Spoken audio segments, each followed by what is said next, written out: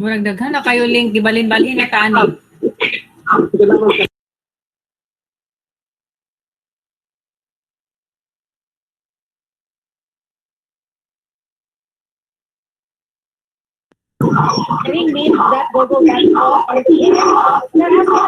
Saan na, sir? Pwede i-type sa chat box, please.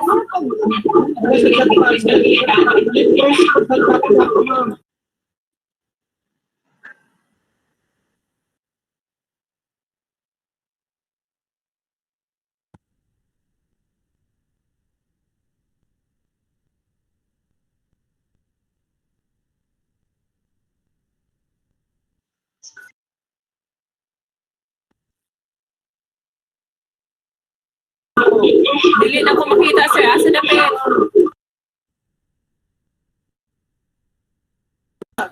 Wala, sir. Wala, sir. Wala.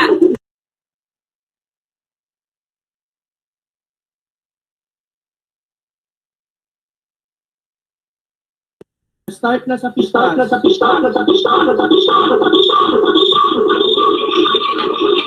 Wala, good, sir. Asa na pitani?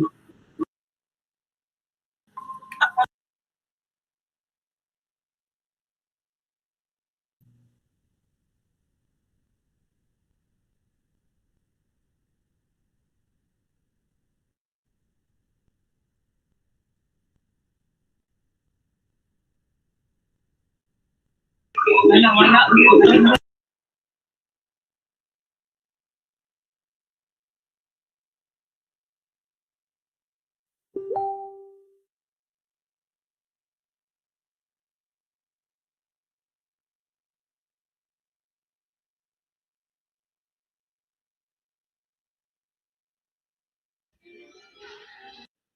Pwede ma-type sa chat ang link, please. Wala nabutan sa chat box, sir.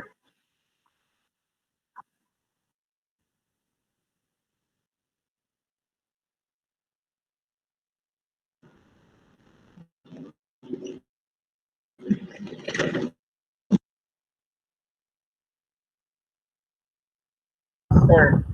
Hello, Ma'am Shin.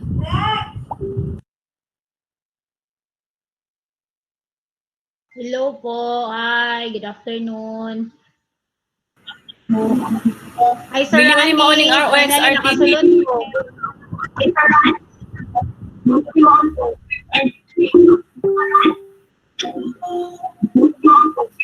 Kana siya, kana. Tawa sa chat box.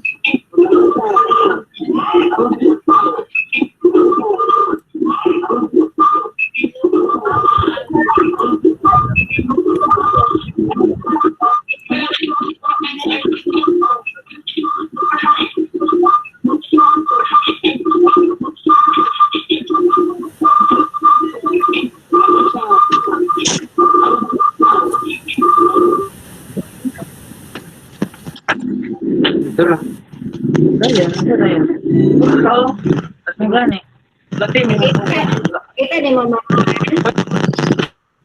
Wala. Ako pati po. Pati lang ha. Makasunod ang guys. Mag-explore ka ng anak. Paduol din mo. Na.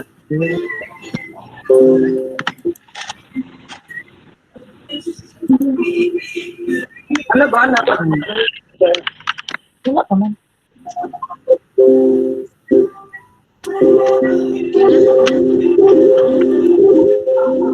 Saan na? Grabe. Kasi ang palabot.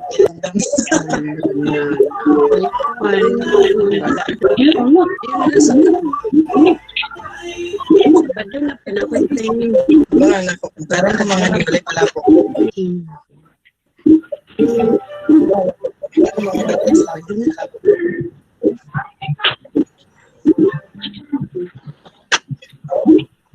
Hi, Ma'am Car. Ma'am Karen. Hi, Ma'am Nan. Nasaan ang ba? Doon ba ni mo? Kanang okay ra akong audio, Ma'am Car? Okay ra akong audio? Hi, Ma'am Car.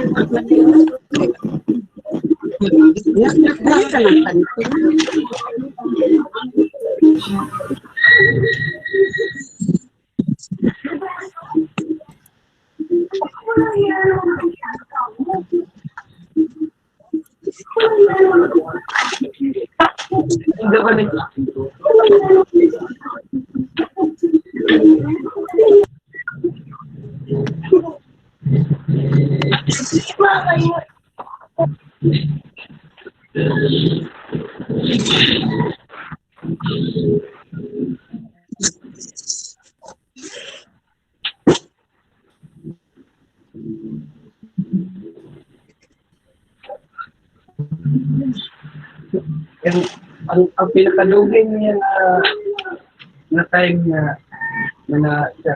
Pinakadugay na. Ako dong lagi sa ila. Dili mo dila istorya. Kasi gasing nag-mute, ma'am. Gasing nag-mute ang uban. Mute ang uban. Ano na eh.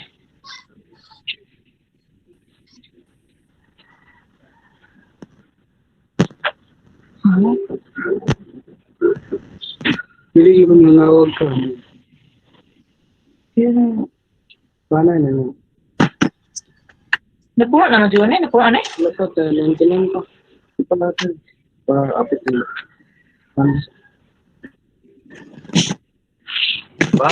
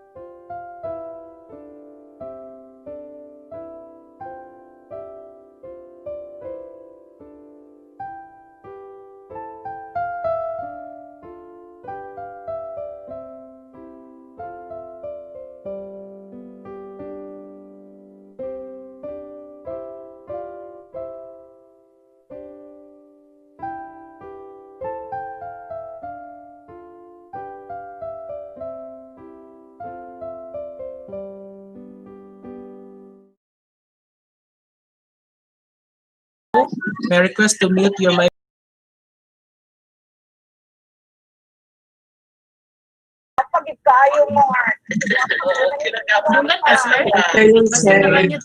Hello. Hello, sir. Hello everyone. May request everyone to please mute your mic. Yes, sir. Okay, paki-mute na po yung mic. Pinapakunahan, sir. Gapak. May request to mute your microphone so that we can start. Hello. Nakita sila, ma'am. Hello. Hello, sir. Everyone. May request to mute your mic. Yes, sir. Okay, paki-mute na po yung mic. Pinapakunahan, Okay.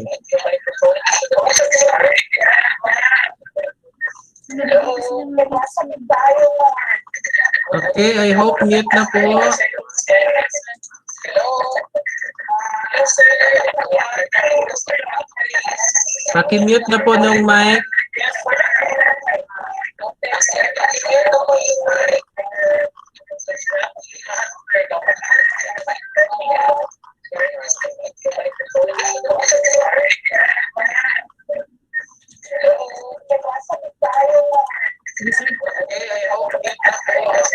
Late pa ginawa.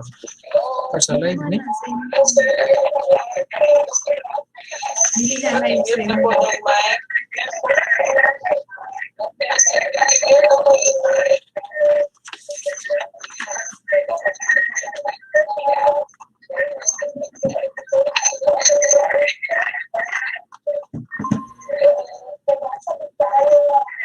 Sagot na ta.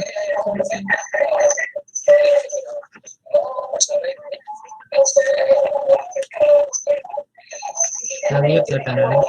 So far, 7. Wala pa ito. Hello, good afternoon again, dear test developers.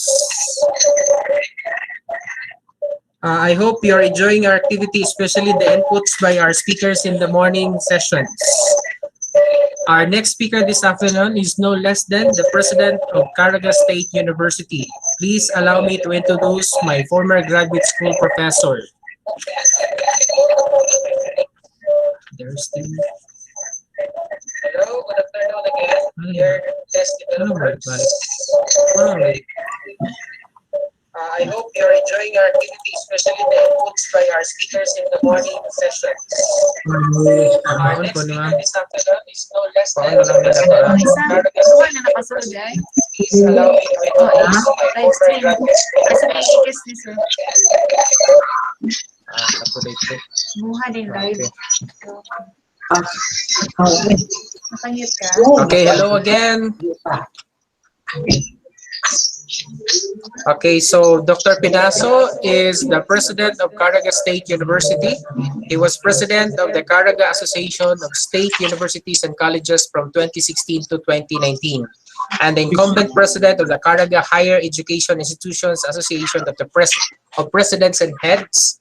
He has served as member of the Advisory Council of the Philippine Association of State Universities and Colleges from 2016 to 2019, and is the incumbent auditor of both the Mindanao Association of State Tertiary Schools and Association of Caraga Executives.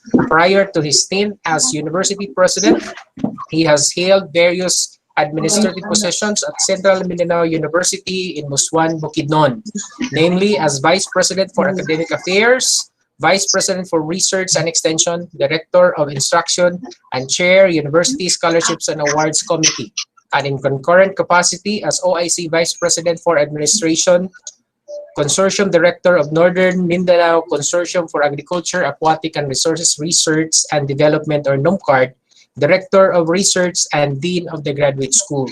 He obtained his Bachelor of Science and Education degree in Mathematics, summa cum laude in 1992, first in the Central Mindanao University's history, and Master of Arts in Teaching Mathematics degree in 1997, also from the same university.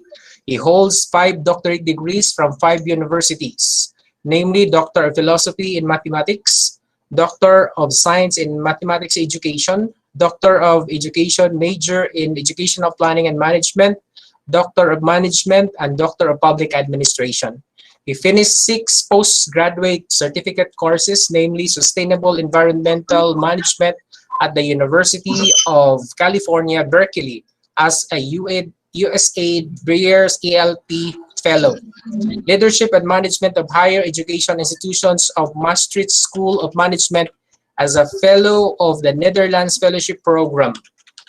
Minerals and Policy and Economics at the University of Western Australia, as Fellow at the Australian Aid International Mining for Development Center Entrepreneurial University Transformation in Southeast Asia in Bandung, Indonesia. Also as MSM Netherlands Fellowship Program Fellow. Presidential Leadership Program at the National Graduate Institute for Policy Studies, Tokyo, Japan, as the Commission of Higher Education, or CHED, Japan International Cooperation Agency, or JICA Fellow, and Leadership Development Program for Higher Education Institutions in Southeast Asia at the Southeast Asian Regional Center for Graduate Study and Research in Agriculture, or CERCA, through the support from the HEAD Foundation. He was a Fulbright Scholar at Pennsylvania University, United States of America, and Climate and Development Knowledge Network, or CDKN, Fellow at Oxford University, United Kingdom. He was a Visiting Research and Development Management Fellow at the Rural Development Administration, South Korea, and at the ICRISAT in India. He was a Young Ambassador of Japan under the JICA Youth Invitation Program. He has participated in international leadership programs such as Honda International Association of Traffic and Safety Science Leadership Program for Young Asian Leaders in Japan, and UNEP Tongji University Asia Pacific Leadership Program in Environment for Sustainable Development in Shanghai, China. He was an SIDA grantee for the International Training Program in Education for Sustainable Development at Stockholm University and Chalmers University of Technology in Sweden. He also participated in a study trip and conference on Conceive, Design, Implement, Operate, or CIDO framework at Singapore Polytechnic in 2017 and 2019, respectively. He has extensively traveled to prestigious universities and institutions in 36 countries around the world as a scholar, visiting professor, researcher, and paper presenter. He has co-authored books on methods of research and research methods. He serves as accreditor for full-fledged professors in NBC 461 Zonal Centers of Region 9, 10, 11, and Caraga since 2014. He is a senior program and institutional accreditor of the Accrediting Agency of Chartered Colleges and Universities in the Philippines, or AACOP, and an accredited institutional sustainability assessor, or ISA, of public and private universities in the Philippines by CHED. He was a national top-notcher in the licensures examination for teachers, second place, with a rating of 91%. Schools Superintendent's Examination, or Educational Management Test, third place, and Management Aptitude Test Battery of the Career Executive Service Board, third place.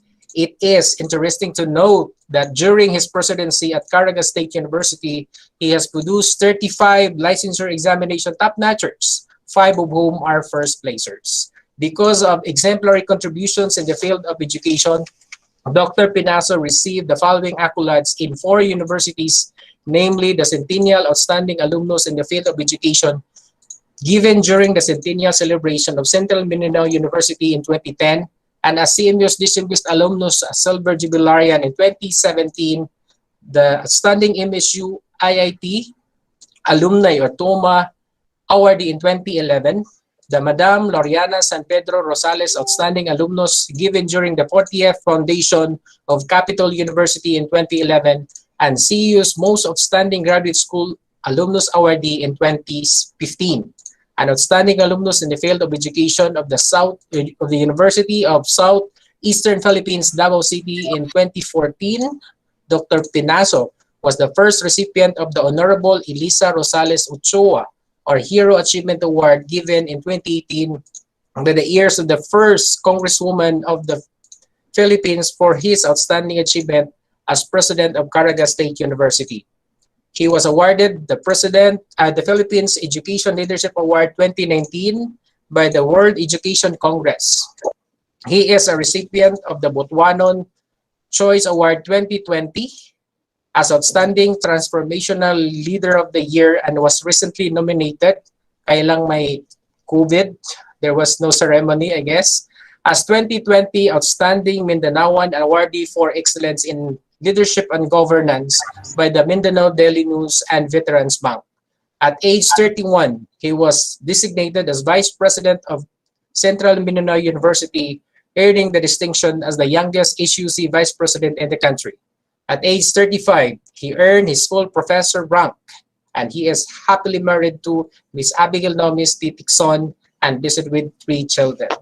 Again, our speaker for this afternoon is no less than Dr. Anthony M. Pinaso of Caraga State University.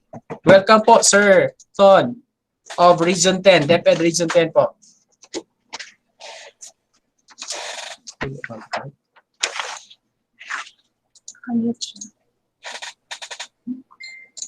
Hindi po marinig, sir. Nakamute ka, sir. Hindi Saan pa, si sir? Okay. Pardon, sir, hindi marinig, sir. Can you hear me now? Check muna natin yung mic. Mayroon ng mic. Okay, can you hear me? This time. Hello? First, inigamit. Can you hear me? Yes, sir. Yes, sir. Yes, sir. Yes, Hello. Hello, sir. Yes. Okay. sir. Yes, sir. Okay, I would like to Dungan ko ganina. Yes, sir. Magawin na ako lang dito. thank you very much once again for the invitation. And I hope we'll have a wonderful learning opportunity this afternoon, especially so that the participants are coming from a place that's close to my heart. No? I was educated in Cagayan de Oro and Misamis Oriental and in Bukidnon. I served more than half of my life, Region 10.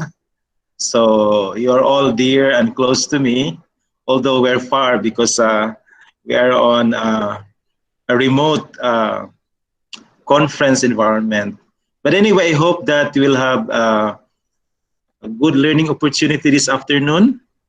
So please bear with me. So actually, I was invited to talk on the topic developing a high quality examination program. And it is assumed that the participants are members of the regional team of test developers. No? So I would like to share with you my experience as a test developer since the time that I was part of the CMU college admission scholarship test way back early 2000, and even up to the present, I'm still a practicing test developer. And earlier in my career, I was teaching test measurement and evaluation. So I had a good understanding of the process and a good experience now for about 20 years as a test developer. So I would like to share to you my PowerPoint.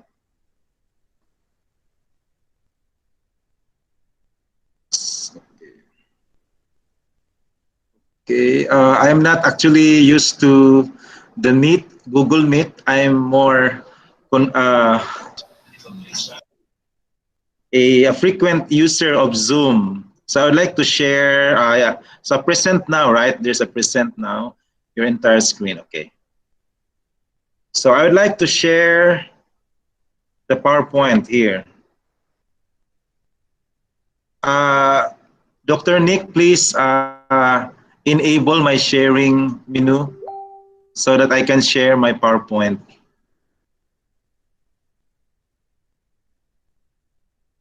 Di pa ako ka-share.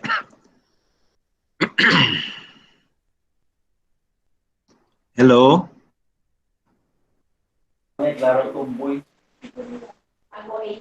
Okay. Sir Nick, kindly enable the sharing. Hello?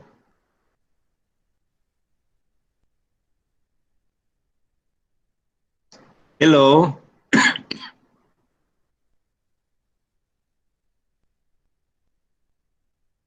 Nick, hello? Hello? Hello, sir. Yeah, the control for presentation is within the host, Dr. Nick. Please enable the presentation.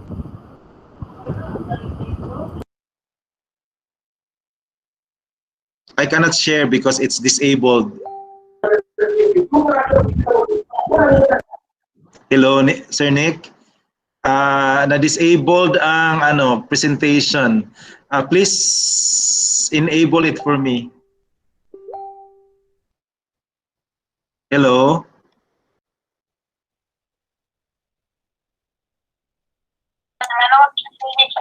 Hello, sir, I'll check kasi wala ding audio dito sa akin. Hindi ko marinig yung ano. Okay. I'll ask the IT, sir. Please, please enable the sharing so that I can share the presentation. Sir Elson, sir, inang i-assist sa siya. Kadi walay audio sa ato. Sorry, sir, Ton, I'll ask the IT to assist because we could not also hear from you, sir. Walang audio Okay. dito sa ano. I'll call the IT. Sorry, sir, Ton. Okay, so no problem. Hindi siya matunggon. Ayaw ko marinig. Yeah, Sir, actually, yeah. Dili, no? The Pero sa iya participants sir. are saying that they can hear me. My request is just the Again daw, enable mo. ano daw siya, sir? Sir Anthony, here's Sir Elson Hamero, our ITO, to assist you. paki-enable sa presentation. Okay. Hello. Hello, Sir Anthony. Can you hear me? Oh, yes. Pwede paki-enable sa sharing so that I can share the PowerPoint because it's under control by the host. Anyway, the participants are saying that they could hear me. Ang request ko is yung sharing, yung presentation. The present now, yeah.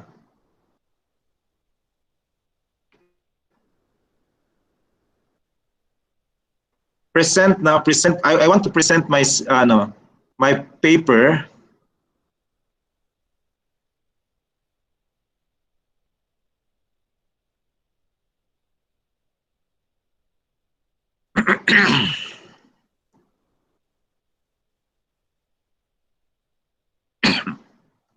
Hello.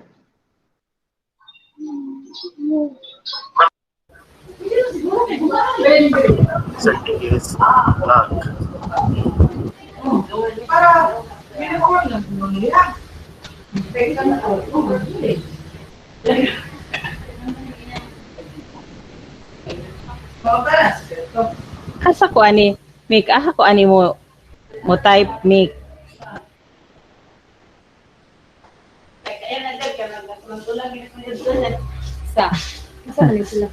To Sir Pinaso. Asa ko mag-chat box? Asa yung chat box ani? Ngayon, Ah. sa mga little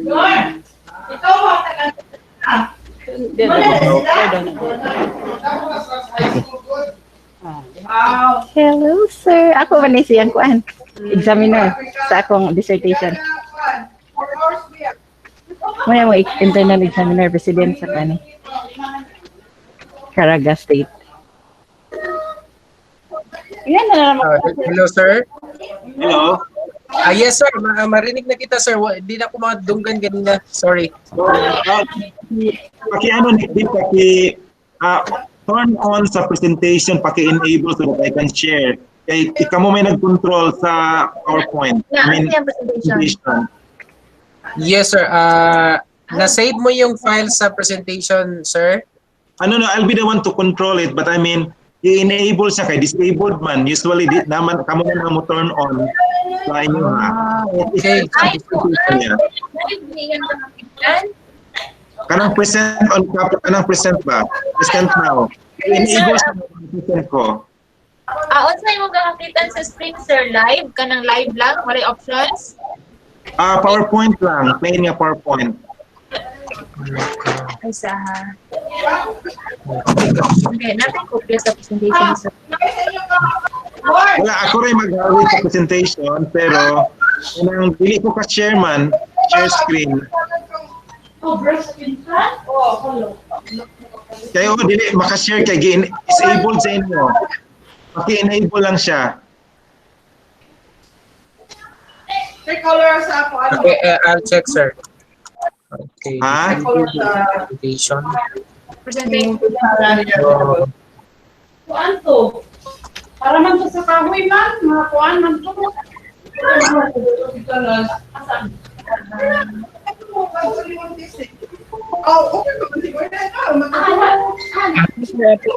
Walang present now, sir, Ton. Sir Ton, marinig Ano? mo ako, Sir Ton? Yes, yes, Sir Elson. Sir Elson, yes sir. Sir Anthony, marinig niyo po ako? Yes, marinig kita. Ang Sir. gusto ko Yes sir, yes sir. I know it, sir. Ito lang gawin mo, sir. I-try mo yung mouse mo, ibaba mo doon sa taskbar mo, makikita mo yung present now. Kasi walang control sa presentation sa nasa present now. Anybody can present now. Just click the present now, sir. Just click the present. Yeah. Present now. Yes po. Browse the location of your PowerPoint. Yes, sir. Yeah, pero wala siya. Sir, can you click the present now? Hidden. Cancel lang na. Can you click the present now, sir? Clickable ba ang present now? Yeah, clickable, yes. Pero dili siya makuan kay mingon siya kuan. Hidden siya sa pag-present sa share. Kita na lang mag-click. Sir, is it okay na yung presentation mo, i-present na lang doon? Baka yung email mo, hindi the same organization. Sir Nick, he is using Gmail or I guess he is using the university email account. Sir Ton, are you using the university email account? Sir, kuha sa university. Yes. Sa university pala, yes sir. Sa university pala, Sir Elson, kaya hindi siya maka-access. Sir, ipa-email mo lang ni Sir Tony ang yung presentation sa imuha. Kita mag-present now. Sige. Pwede lang yan, sir. Email na lang sa akin. Then, kasi parang walang access. Sir Nick, ano yung email ad? Yes, sir. Sa email ad? nick.panares@deped.gov.ph, Sir Ton. Nick Panares? Nick.panares. Okay, type ko sa chat box, sir, ha? Yes. Nick.panares at sige mga pa-deny at deped.gov.ph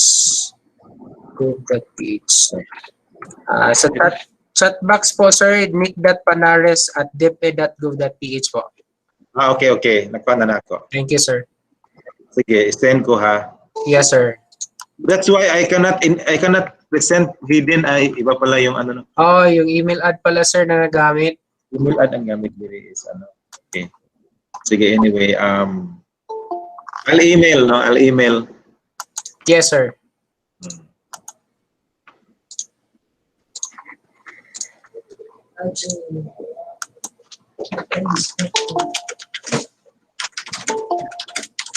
Ma'am, wala si Sir Rao.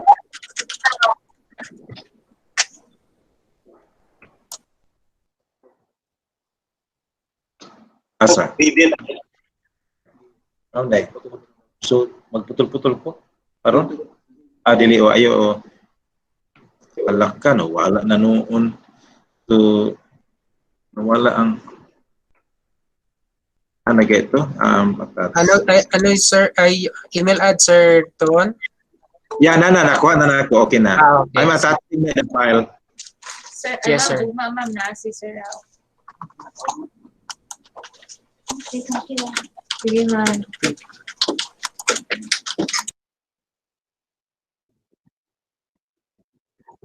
Okay, fine, sa'yo. Bantay yung email.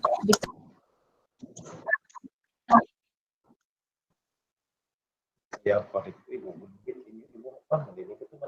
Dito na address ka. Isa nag-open ang Google Meet din.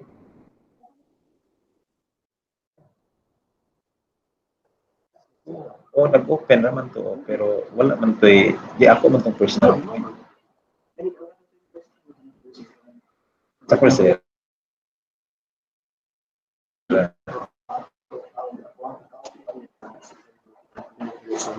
Katong din kanina mag-Google Meet rek kato. Nara ganing Google Meet kaniya. Asa ka Google? Wala man ako man ning own. Ako ari itong own sa ako man tong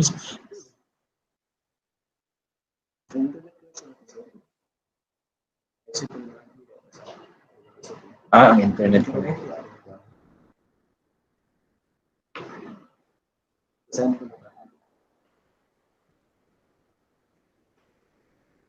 Yeah. Please wait for a while. I'm still sending. Okay lang, Sir Ton. Sige. Anyway, almost everyone is at the comfort of his or her home. Hi, Jin Air. I am seeing you now. Nakahaman si Joe.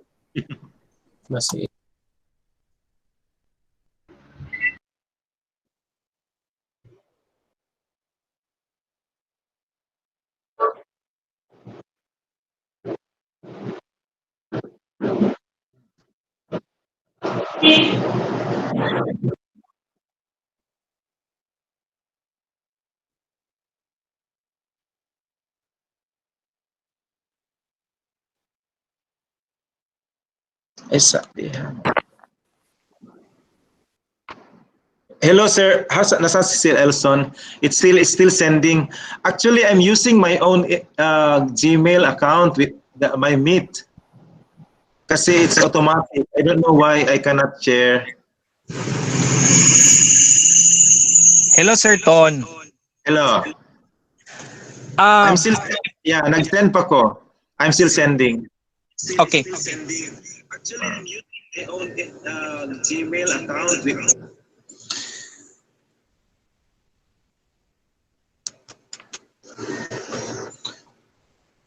Nag-send siya kay bugat-bugat man 8.5, so hapit na, I'm in the middle na.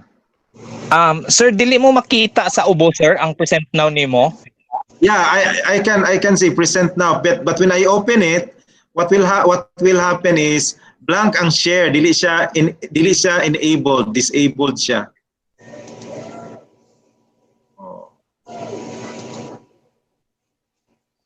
Also share. Ang magawas kay share o cancel lang ang cancel lang ang iyahang ma-press. Ang share is hidden. Dili nimo makita, Sir Ton, sa present dili mo makita ang entire screen, window o Chrome tab. Unsay imong gamit nga browser, sir? Akong i-press yung your entire screen. Kasi gamitin na Chrome tab. Sir, ang window gamita, sir. Kay aron mapili nimo ang window sa imong screen. Okay, sige. A window. Window, sir. Okay, sige. Pangita itong nag-open na presentation, sir. Dili lagi mo gawas kay dili ko ka-share, dili makita. Sige, kita na ko, sige. I'll pakita na ko, ha.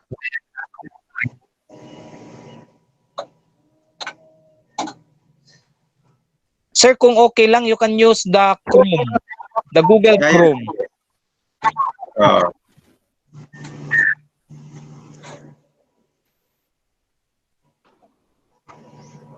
Try lang, ha, a window, try na kong window. Una na. Yes. Okay na sir. Okay na? Makita, sir? Okay na, makita ninyo akong presentation? Yes, sir. Makita na, sir. Okay, sige. That's good. Mauna siya, sir. Okay, sir. Yes, sir. Okay na, sir. Once again, good afternoon. I'm very, thank you so much. That there are some difficulties that we need to navigate, but it's finally here. So, as prescribed to me by DepEd Region 10, I'm going to present to you the topic on developing high-quality examination program. So I'll be sharing also our experience in trying to come up with good admission and scholarship university in CMU here in Caraga and even for the entire Caraga region. So we start with saying sometimes we're tested not to show our weaknesses, but to discover our strengths. It might not just be true for achievement tests, but in life, we experience a lot of tests and trials to bring out the best in us. No? We're just like being polished so that the gem in us will shine. So I hope everyone is inspired with this saying. So there are steps that I'm going to share with you in the development of high quality examination program. So the first step for me is to create the examinations board or team. No? I don't know your structure, your setup at DepEd Region 10, but at any rate, you can always constitute a leadership structure or management structure so that would guide the, you know, the conduct of examinations or achievement tests in your region. So for CMU and for Caraga State structure, our chant, and or if you have your team, you don't call it a board, you can have a team leader, a vice chair of a board, or an assistant team leader of a team. Then we have actually our executive director, and the executive director is the focal person of the admissions test, and we have members. And the members are actually experts or faculty members from the different disciplines represented in the admission or scholarship test. No? In your case, there should be experts in mathematics, in science, in English, or Filipino. And if you, Filipino. In our case, we had our abstract reasoning or non-verbal exam. Our experts come from the psychology and the guidance and counseling disciplines. So this is the kind of management structure that would facilitate the delivery of quality examination program. So it's up for you how you are going to do it in your own context, no? In your own conditions at DepEd Region 10. So, but I'm showing you how we do it in CMU and also in CSU. Our experience in CMU is a good practice, a best practice. And when I came in here, I shared to them our experience so that immediately up the CSU's admission test board. Well, I'm sitting as the chair. And 3 years ago, all universities and colleges of Caraga, particularly the public funded universities, there are 4 here in the region, we decided to come up with a unified admission test.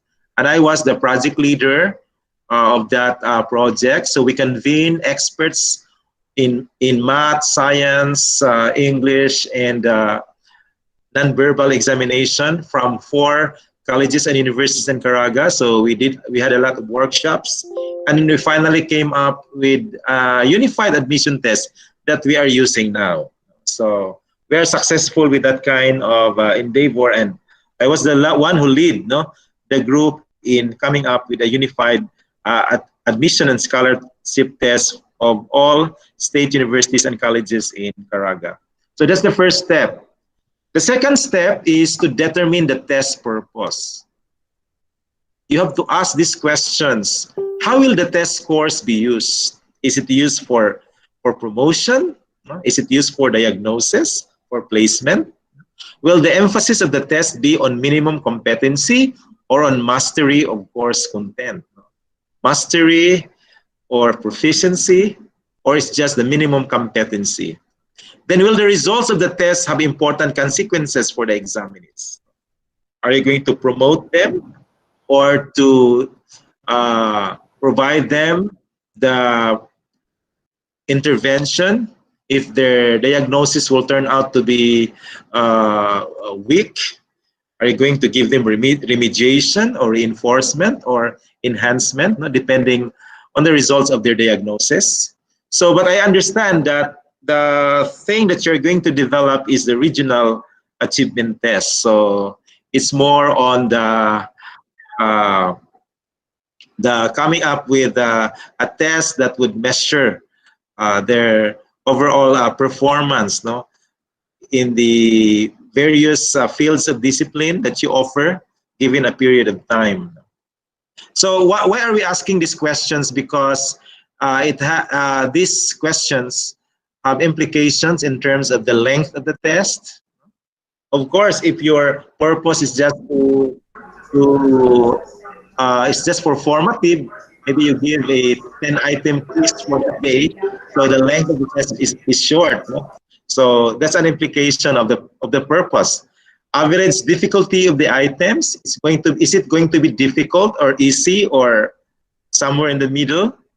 And also the conditions under which the test will be administered, the type of information to be provided on the score reports of individual students. So we need to ask this question, have implications on the things that I have mentioned earlier.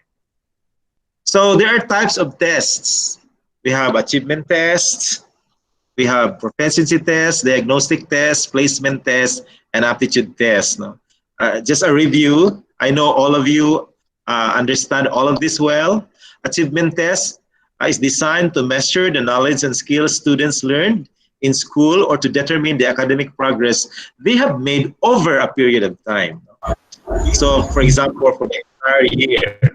While proficiency test is designed to measure general abilities and skills in a particular subject or field to determine if students have reached certain standards, like you have the language proficiency test, you have the mathematical proficiency test, and science proficiency test as examples. Then we have the diagnostic test, designed to identify students' strengths and weaknesses. It's intended to determine what further teaching is needed. While placement test is designed to place students at the stage of the teaching program most appropriate to their abilities, assign students to classes at different levels. And finally, aptitude test is designed to assess what a student is capable of doing or to predict what he or she is able to learn or do. Most aptitude tests would give us a picture of student's inclination, like if he performs very good on numerical calculations, then it would be good for him to pursue a course in mathematics, in physics, engineering, and other courses that require mathematical proficiency. So we have learned that there are characteristics of a good test. No? So these are 6 here, but others could add some more. No? Other authorities would like to emphasize other characteristics of a good test. But the number one characteristic, as we all know, is validity. You know, it's the degree to which the test measures what it intends to measure. So later, I'll tell you how to establish the validity of your achievement test. No? In what way could we assure that our test is valid? No? Second is reliability. It's the degree to which a test produces stable and consistent results. And there are also ways how to establish this. Then the more minor characteristics start with usability. The test can be administered with ease, clarity, and uniformity. So it's similar to administrability. Then scoreability, it's easy to score. Interpretability, test results can be properly interpreted and is a major basis in making sound educational decisions. And we have economy. The test can be reused without compromising the validity and reliability. I don't know how you're going to implement it at the region. At CMU and here at CSU, our test is reused for the second and the third time. So the validity of the effectivity of our test is for 3 years. Then after that, we construct again, and then but the test that we have produced earlier becomes part of the item banking, no? Because we were planning, no, at CMU, for example, to standardize our items. So if you want to have one of your achievement test, then you've got to construct several items so that you will have another test form for the succeeding years. Other authors would like to say that objectivity, comprehensiveness, and discrimination are also good characteristics of a good test. No? It must be objective and it must be comprehensive. It covers all the competencies expected of the students in a particular grade level.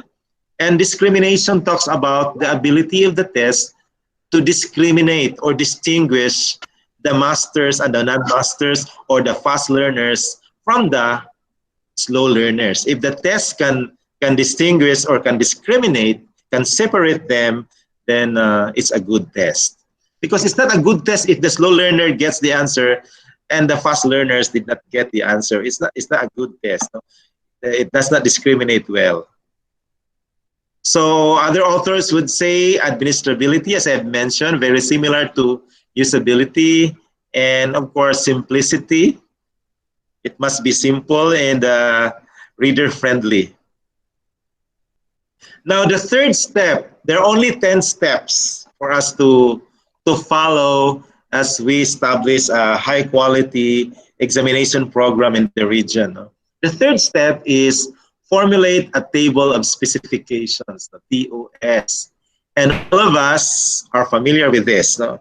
We cannot be among the band of teachers if we do not know what is a TOS, if we have not experienced formulating a TOS. So a TOS, sometimes called the test blueprint, provides a listing of the major content areas, the cognitive levels, and number of items intended to be included within each of these content and cognitive areas. What's the purpose of coming up with a TOS? Is to establish content validity. That means to say that our test is valid because it actually covers the expected content areas and the cognitive levels, that the competencies that our students should be able to master. And the distribution of items also tell us that we are trying to distribute in terms of content area, so that not one content area is monopolized or there's so much bias towards one content, or even in the cognitive levels. We need to also write questions not only at the remembering level, but even at the evaluating level, which is a higher order thinking skill. So this is an example of a table of specifications. There are so many ways of configuring our TOS, and this is just this unprecedented time is a chance for you to show what you truly this is just mean by that. Studying at home with your this is children just forms a bond an example that will last a lifetime. of Samahan natin at supportahan sila TOS. sa pag- So the columns here: level of cognition required, remembering or understanding, applying, analyzing or evaluating, creating, and of course the number of questions and percentage of tests devoted to content area. Then another one is already have the number of items and how many items are belonging to applying, analyzing, etc. You can change topics to competencies if you want. No? So what objectives and skills were covered? The number of questions determined by the relative importance of the objective. So, for example, there are so many items in applying in topic A, topic B, and topic D. So that would mean that skills in these areas are central, no, to this particular unit or particular coverage.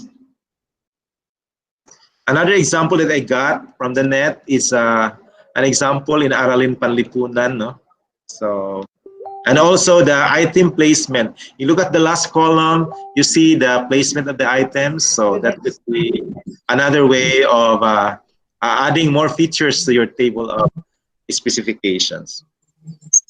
The advice from our experience, we actually experienced in the development of the test, because test development is a process. It's not just writing and then immediately using it. No, it has to be evaluated so that we will ensure reliability of our test items. No?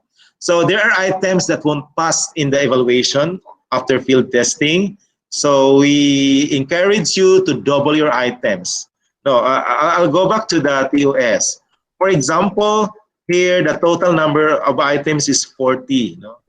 And for example, in your science test, science part of the test, you want to have 40 items, then I encourage you, I advise you to produce 80 items.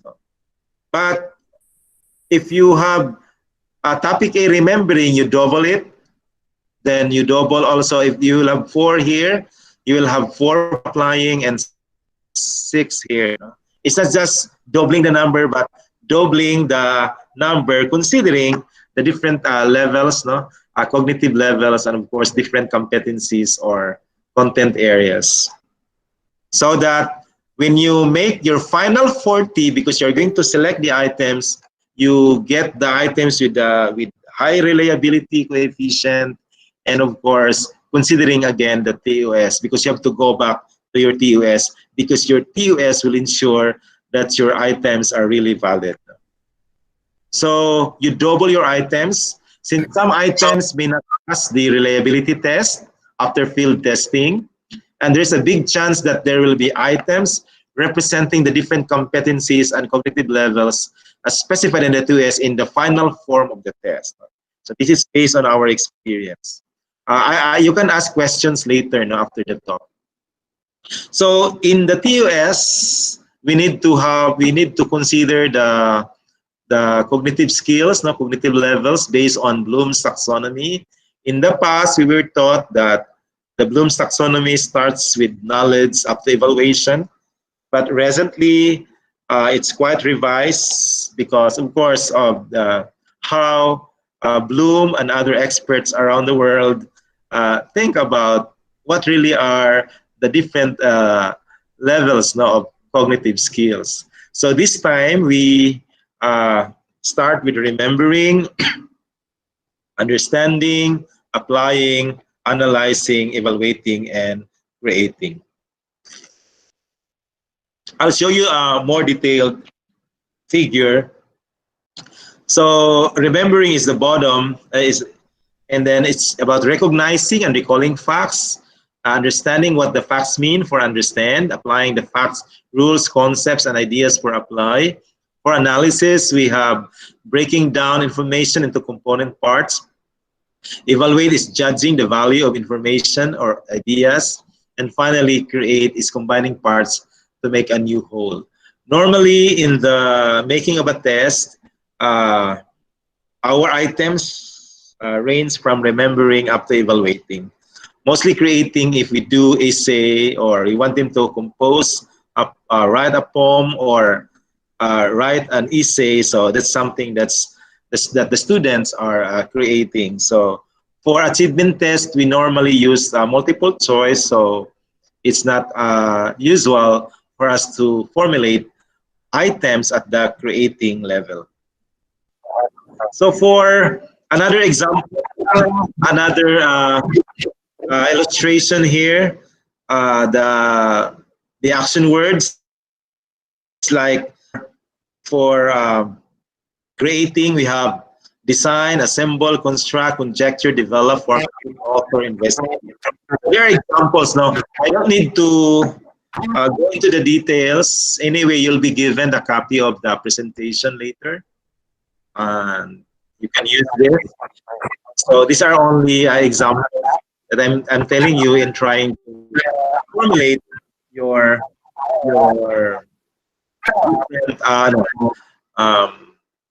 competencies. So example of an item at the remembering level. So recall, because you're writing now the test. So recall or recognize information, ideas, and principles as presented. Example is list, label or name, sample verbs. The example of a remembering item is, what are the three main parts of? What are the three steps involved in? So just simple recall. A remembering item, who wrote War and Peace? Is it this guy, letter A, letter B, Tolstoy, letter C, and letter D? So this is an example of a remembering item.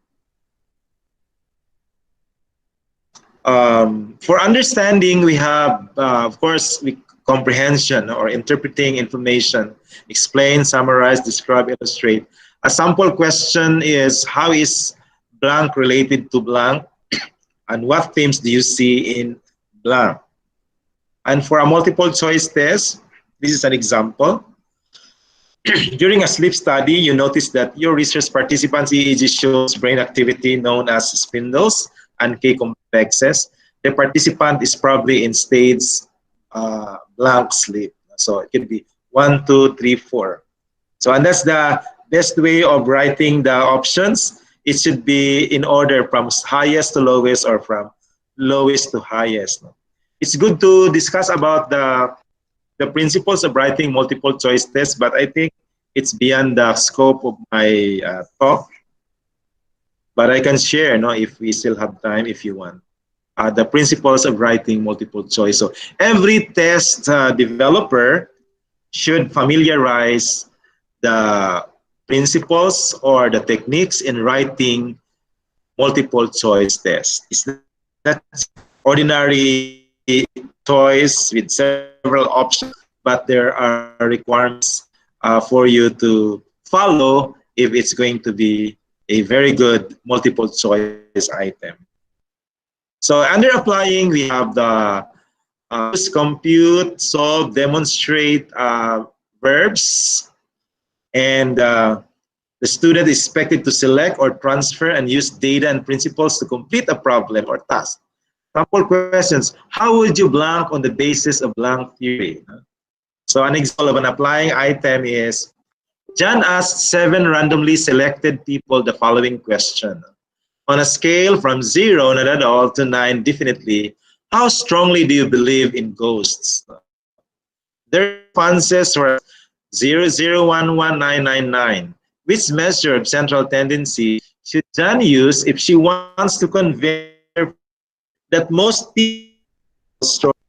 So you're muted, so you have a good guess, but you're gonna just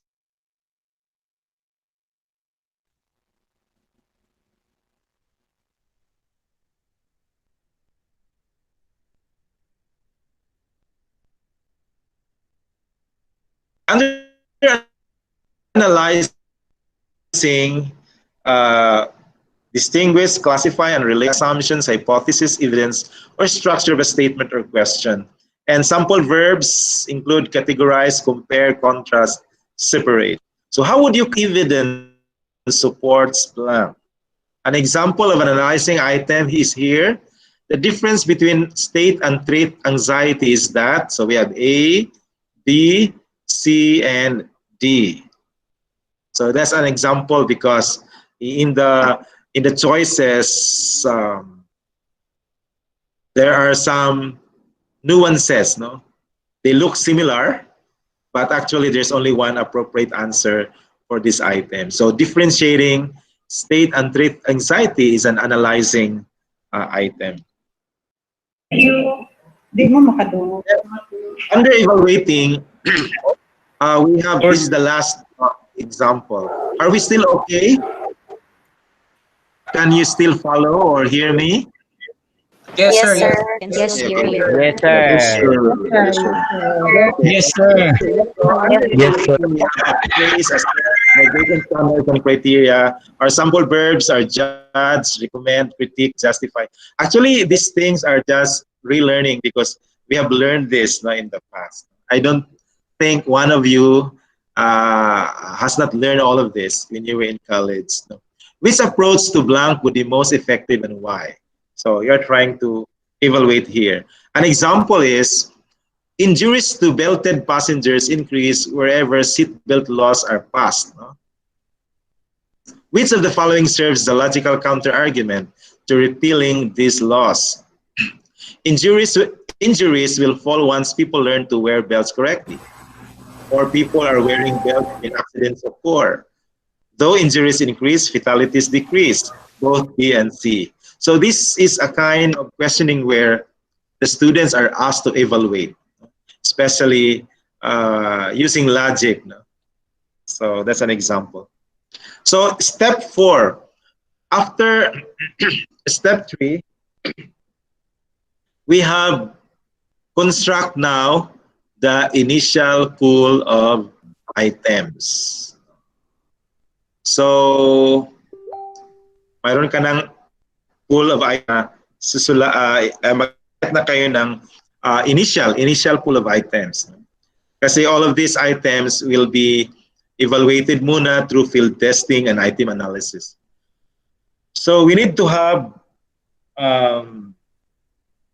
experts in the field. We need to have subject matter experts to write all the items. So if you have a mathematics part, of course, there's always mathematics part in the achievement test. So there should be mathematics experts writing the mathematics items.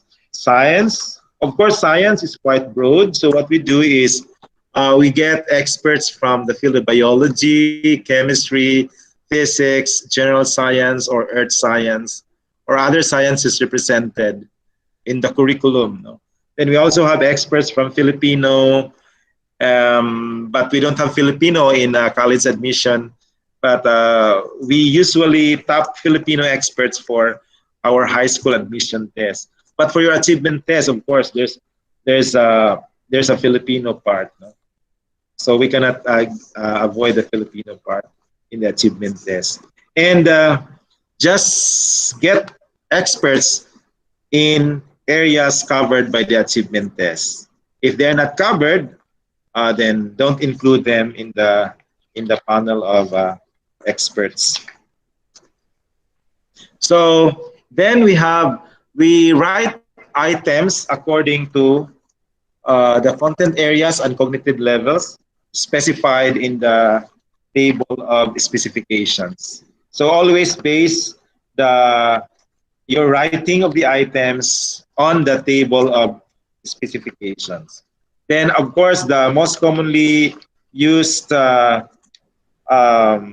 item type in standardized assessment is a multiple choice item. Due to its relative advantages, including its ability to be used to measure higher cognitive skills. And after the items have been written, they are stored electronically in an item banking software application. So there are actually software applications for item banking this time. So you can use that to really ensure that they will not leak. No? If you don't have the software, you can still use other old ways of doing item banking as long as the security is there.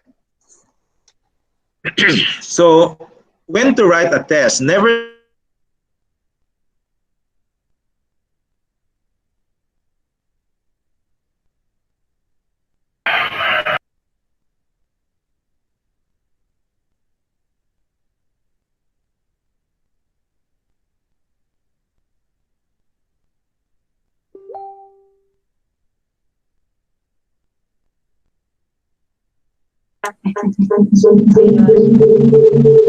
Sir Don, nawala imong mic, imong audio.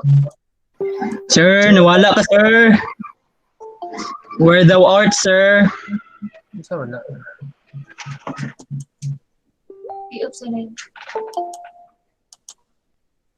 Sir Don, nawala ang audio.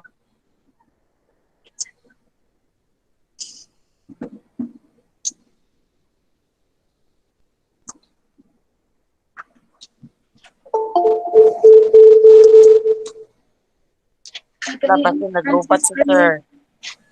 Eh, nawala man. Naglupat siguro siya po.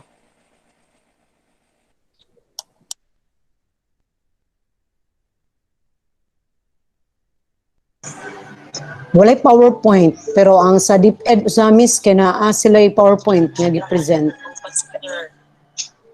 Eh, nawala man. Naglupat siguro siya po. Yeah, basin taglupat si sir do kay ngano nawala man tanan. Diri sa DepEd ma'am sa kuan ma'am kay naa ang presentation ni sir, PowerPoint. Wala oy, nya ngano sa ako nawala man. Sa tuwa wala diri. Wala no, wa tay makita ang Sir DepEd. ba? Kay kanang slideshow. Ano dili man do? Ano kay slideshow man? Hindi dungan. Sa kuan mo kay naa ang presentation ni sir, PowerPoint. Ako wala man. Sa tuwa wala diri. Wala no, wa tay makita ang DepEd. Kay kanang slideshow. Dili Gamay. Asa slideshow, Ma'am Tulba? So, ma'am, Balik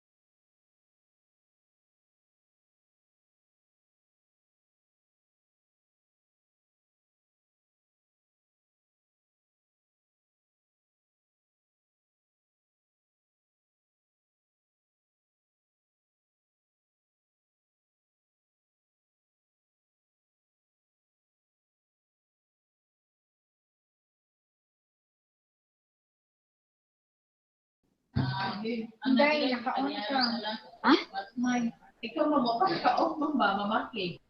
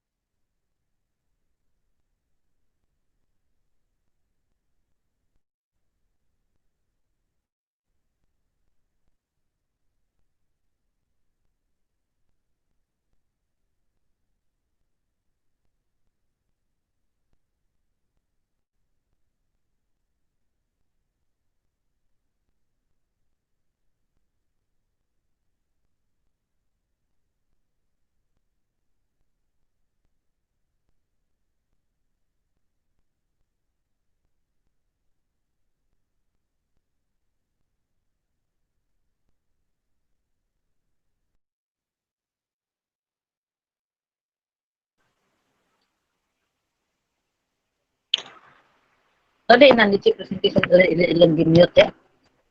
Gimute nila. Ah.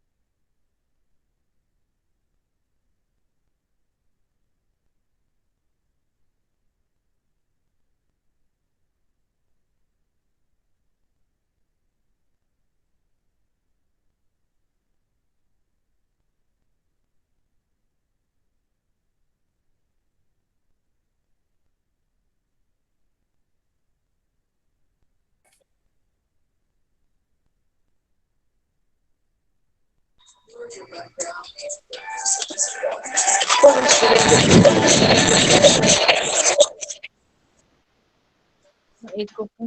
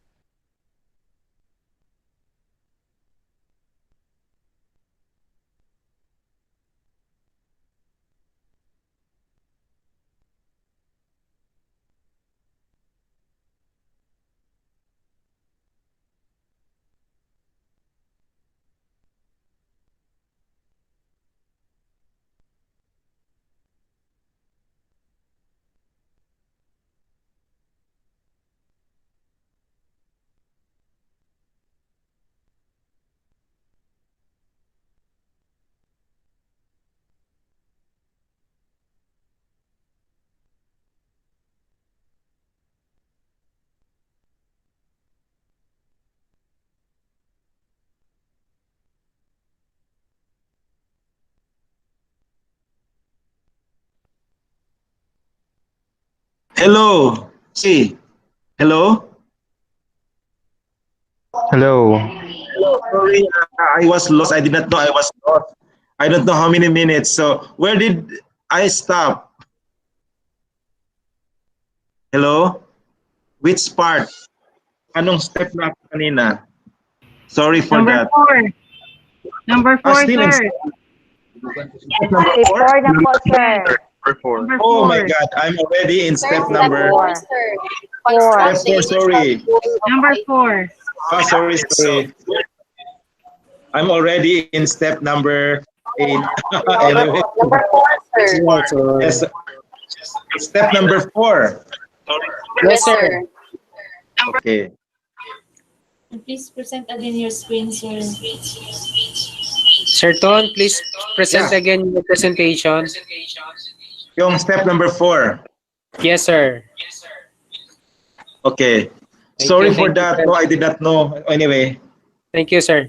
Sige. So going back to step 4, so we have what we call we need to have a panel of subject matter experts, no, to constitute your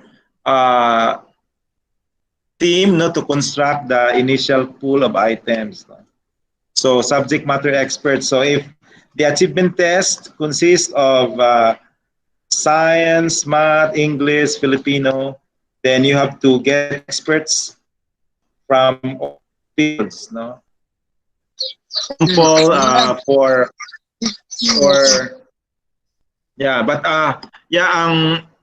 my concern is in the science because science is quite broad. So you need to get experts from biology, from chemistry, physics, general science or earth science or other sciences that are part of your curriculum, no? Excuse me, sir. No presentation. Then, of course, yeah. Hello. I presentation, sorry. Presentation. Where is it? Sir, we cannot see the presentation, sir. We cannot see the PowerPoint presentation, sir. Thank you. Yes, sir. Okay.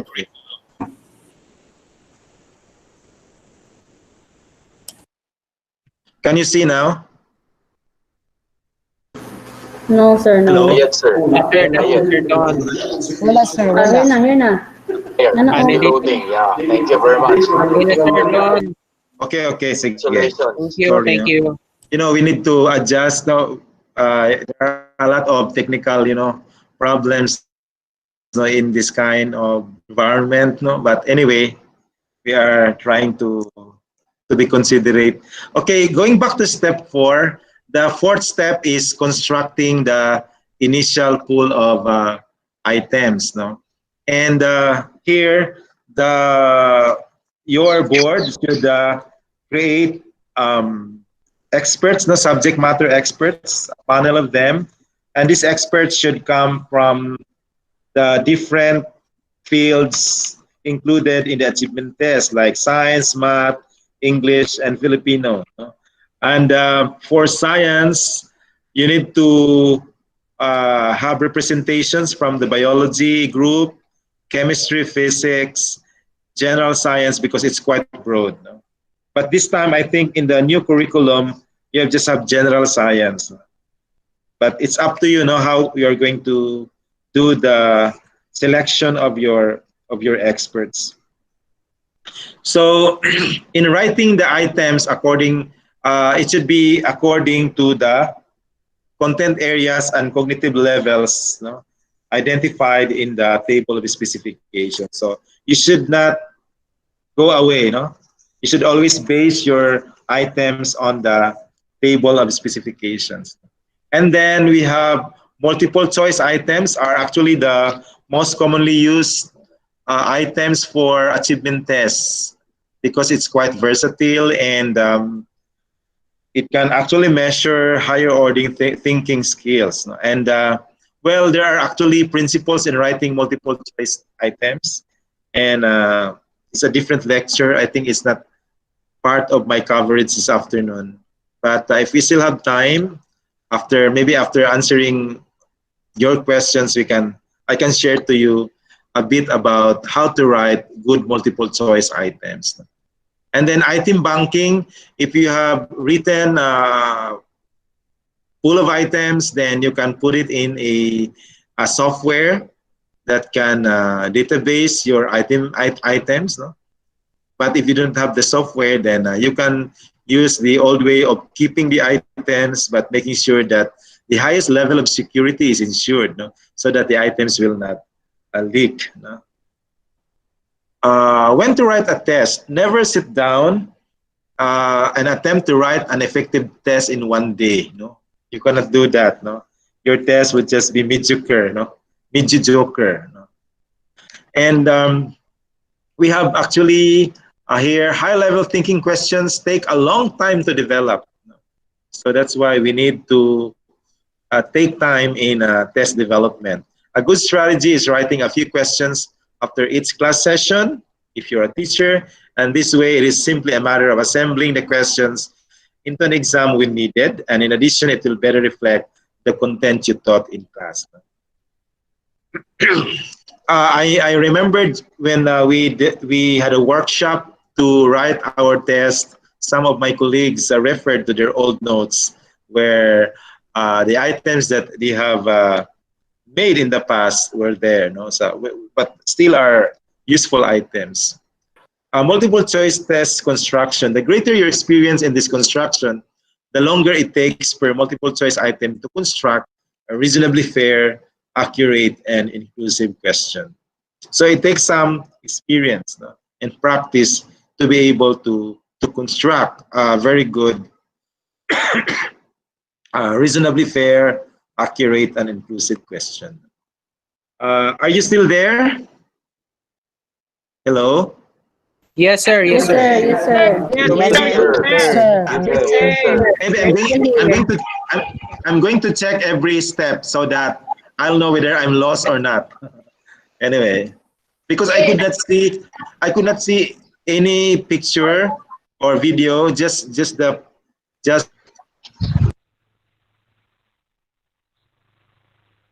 point. Review the items. So after writing the items, Yes, sir. we need to review because of potential problems. The items need to be reviewed for several different types of potential problems. Thus, it is often helpful to have different types of experts conduct specific reviews. So mathematics experts also have to review the mathematics items. Science experts review the science items, English and Filipino, so on and so forth. No? And then subject matter experts should review the items to confirm that they are accurate, clearly stated, and correctly keyed. No? And we also need professional editors and measurement experts. No? Professional editors can then review the items for grammar, punctuation, and spelling. Punctuation, no? Even a comma can kill, no? And then even a spelling can kill a person. No? Actually, I shared this joke, but you did not hear it. I'm going to repeat it because it's unholy. So we need to lighten our mood, make us awake. So this is the joke. Yung kumpare niya is on travel, so out of town. So ang naiwan sa bahay is si kumare. So mga kumpare nila, kumare were there to have a party, some kind of a celebration. And here comes one kumpare who attended the party. He texted the husband, the kumpare, he was out the following day. He said, "Pre, sorry, gid kaayo, wala ko mananghid. I did not ask permission that I used your wife overnight." So actually, where he was in the house of the kumpare, ginamit pala ninyong Wi-Fi, no? So pero ang pagka-text niya is wife. So hindi pa siya naka-explain, pinatay na siya. So that's why we have to be very careful with spelling, no? So even our test can break or make an examinee. So that's why we need professional editors to check on the grammar, punctuation, and spelling. Then for measurement experts, we need them to review the items to be sure that they are not technically flawed. Then why we do a review of the items? Because the items can also, because we want to make sure that there is fairness for all takers. to ensure that they will not be likely to disadvantage any examinee subgroups. Then the items may also be reviewed to ensure that they match the test specifications and are written at an appropriate readability level. Dapat we go back to the TOS. Then the review process is valuable for identifying problems which should then be corrected before the items are field tested. So we'll go to step 6. Hanggang 10 lang tayo. Step 6, field test the items. Dapat i-field test natin ang items. So that means to say that we'll try out whether our items are good, whether our items are readable, comprehensible, and whether our items are really reliable. So an item field test is conducted to collect information about how well the items are likely to function operationally before they are actually used to contribute to an examinee's score. For that information to be accurate, it is important that the field test includes appropriate examinees. So what do you mean by appropriate examinees? These examinees should be representative of the test population. That is, they should be as similar for future test takers as possible. So for example, your exam is for grade 10, achievement test for grade 10. So dapat when you pilot test it, i-pilot test mo siya kasi grade 10 na overall achievement, no? So i-pilot test mo siya sa mga grade 11 na current during the first, no? Because yung grade 11 natapos niya lahat ang competencies ng grade 10. So pilot testing is good to pilot test at the start of the school year. So dapat representative to the test population, similar level. So yun. Pwede rin grade 10 to grade 10, pero kaya lang the problem is when it is ongoing, current students, they have not completed the set of competencies. So yun ang nangyari. Like in our case, when we were in CMU, our takers actually, our target population are fourth-year high school students, and they're going to take admission tests, scholarship tests for their college, no, first-year college, because in the past we only have the junior high school. So yung mga fourth-year students, sila yung doon kami sa kanila kasi yung fourth-year students ang ating our target, so we conducted our pilot test among first-year college students because yung mga first-year college students na-cover nila yung competencies ng fourth-year high school. And then we also go to the high school. Yung mga first-year students namin, we also take them as our examinees when we field test our high school admission test. Because our target population are grade 6 pupils, so we go to a first-year high school class to field test the examination. So, ganun din ang mangyari sa exam that you're going to develop. You need to field test it to the appropriate population, target population. So, when we were in CMU in the early part of 2000, we went to Digos, Davao del Sur, at the Digos Davao del Sur National High School. And we also went to Mati 3 years after, Davao Oriental, and we went to Davao Oriental State College of Science and Technology. We took their freshmen as our examinees, and to Mati National Comprehensive High School, we took their first-year high school students as our examinees for the high school admission test. And then a few years later, we went to Takurong, no, in South Cotabato. We went to Sultan Kudarat State U and conducted our admission test there, our field testing. Here in CSU in 2014, when I introduced this, actually when I introduced this regional, with this kind of admission test that's institutionally developed, we're able to earn a lot of money, to support our admissions programs in the university, scholarship. Why? Because nung hindi pa ako presidente, what happened is they buy this exam, subscribe this exam, and they collect 250 pesos per student for the examination fee. And you know what? the 150 is paid individually, no, to that company that gave us the test items or test questionnaires. No? I said, what? Are you insulting your intelligence? You have a lot of experts here with PhDs, and you are relying on a company. So what we did is we developed our own, like in CMU. So we earned money to support our programs, and we able to save 150 per taker every year. So that's millions.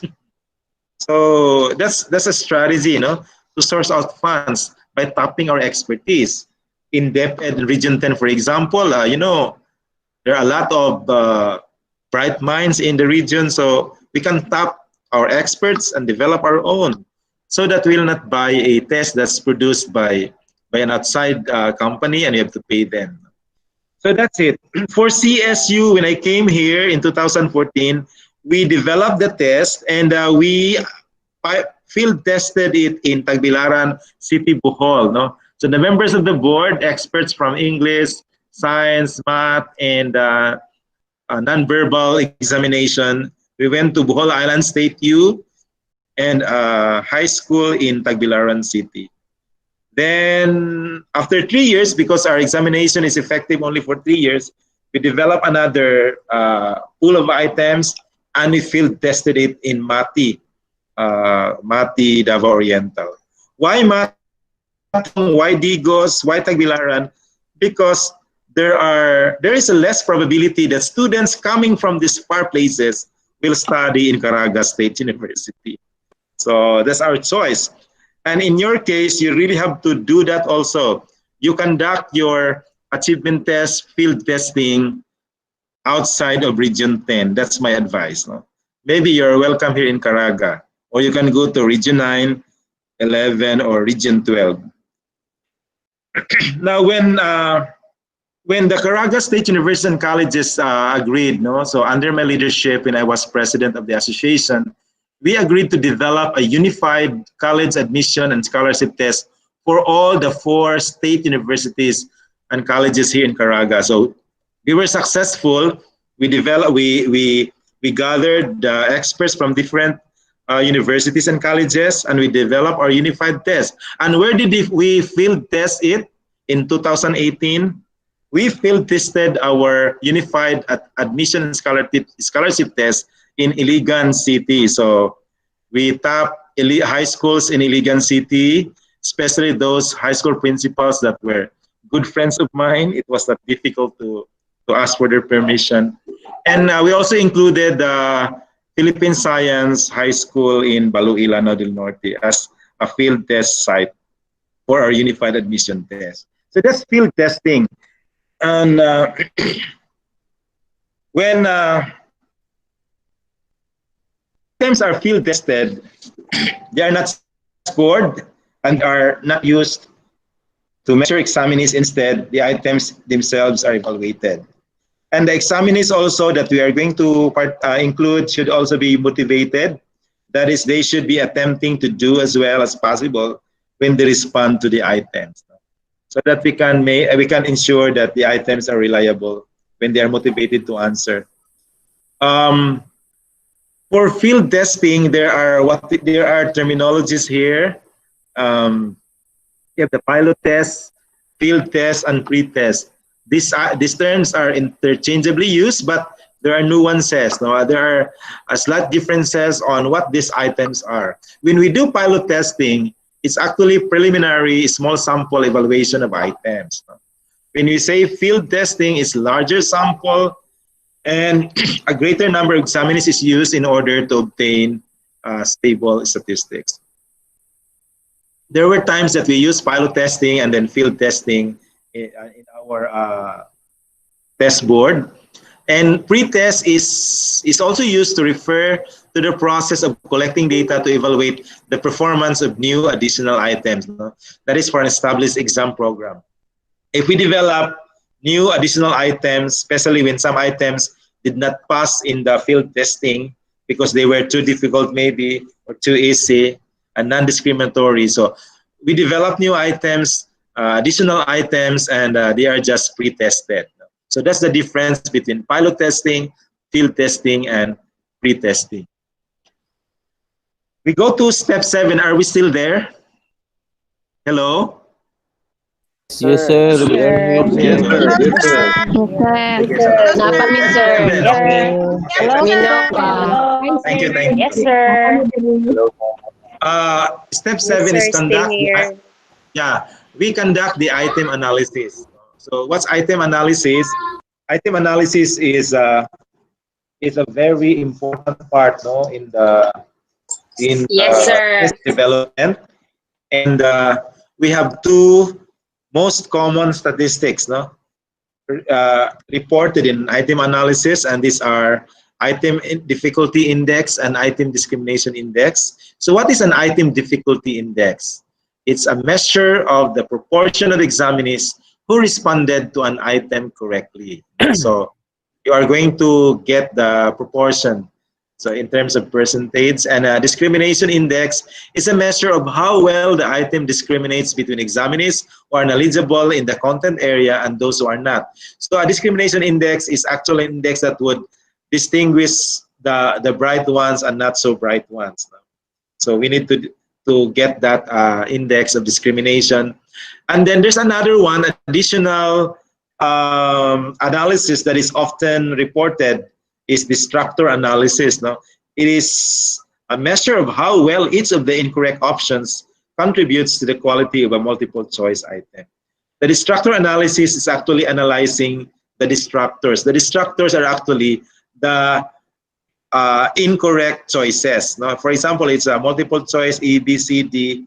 Only one is correct. The 3 are destructors. So we need to make destructors beautiful, well covered and coated with sweets, so that the students will be tempted to select them instead of the correct answer. So we need to have a very good destructor. Kasi kapag pangit yung destructor, makikita nila kagad yung answer, so your item is not a good item. And the 8th step is setting the standard. No? So setting the standard of the test. Typically, the judges set the passing score at a score point on the exam that reflects the minimum level of competency.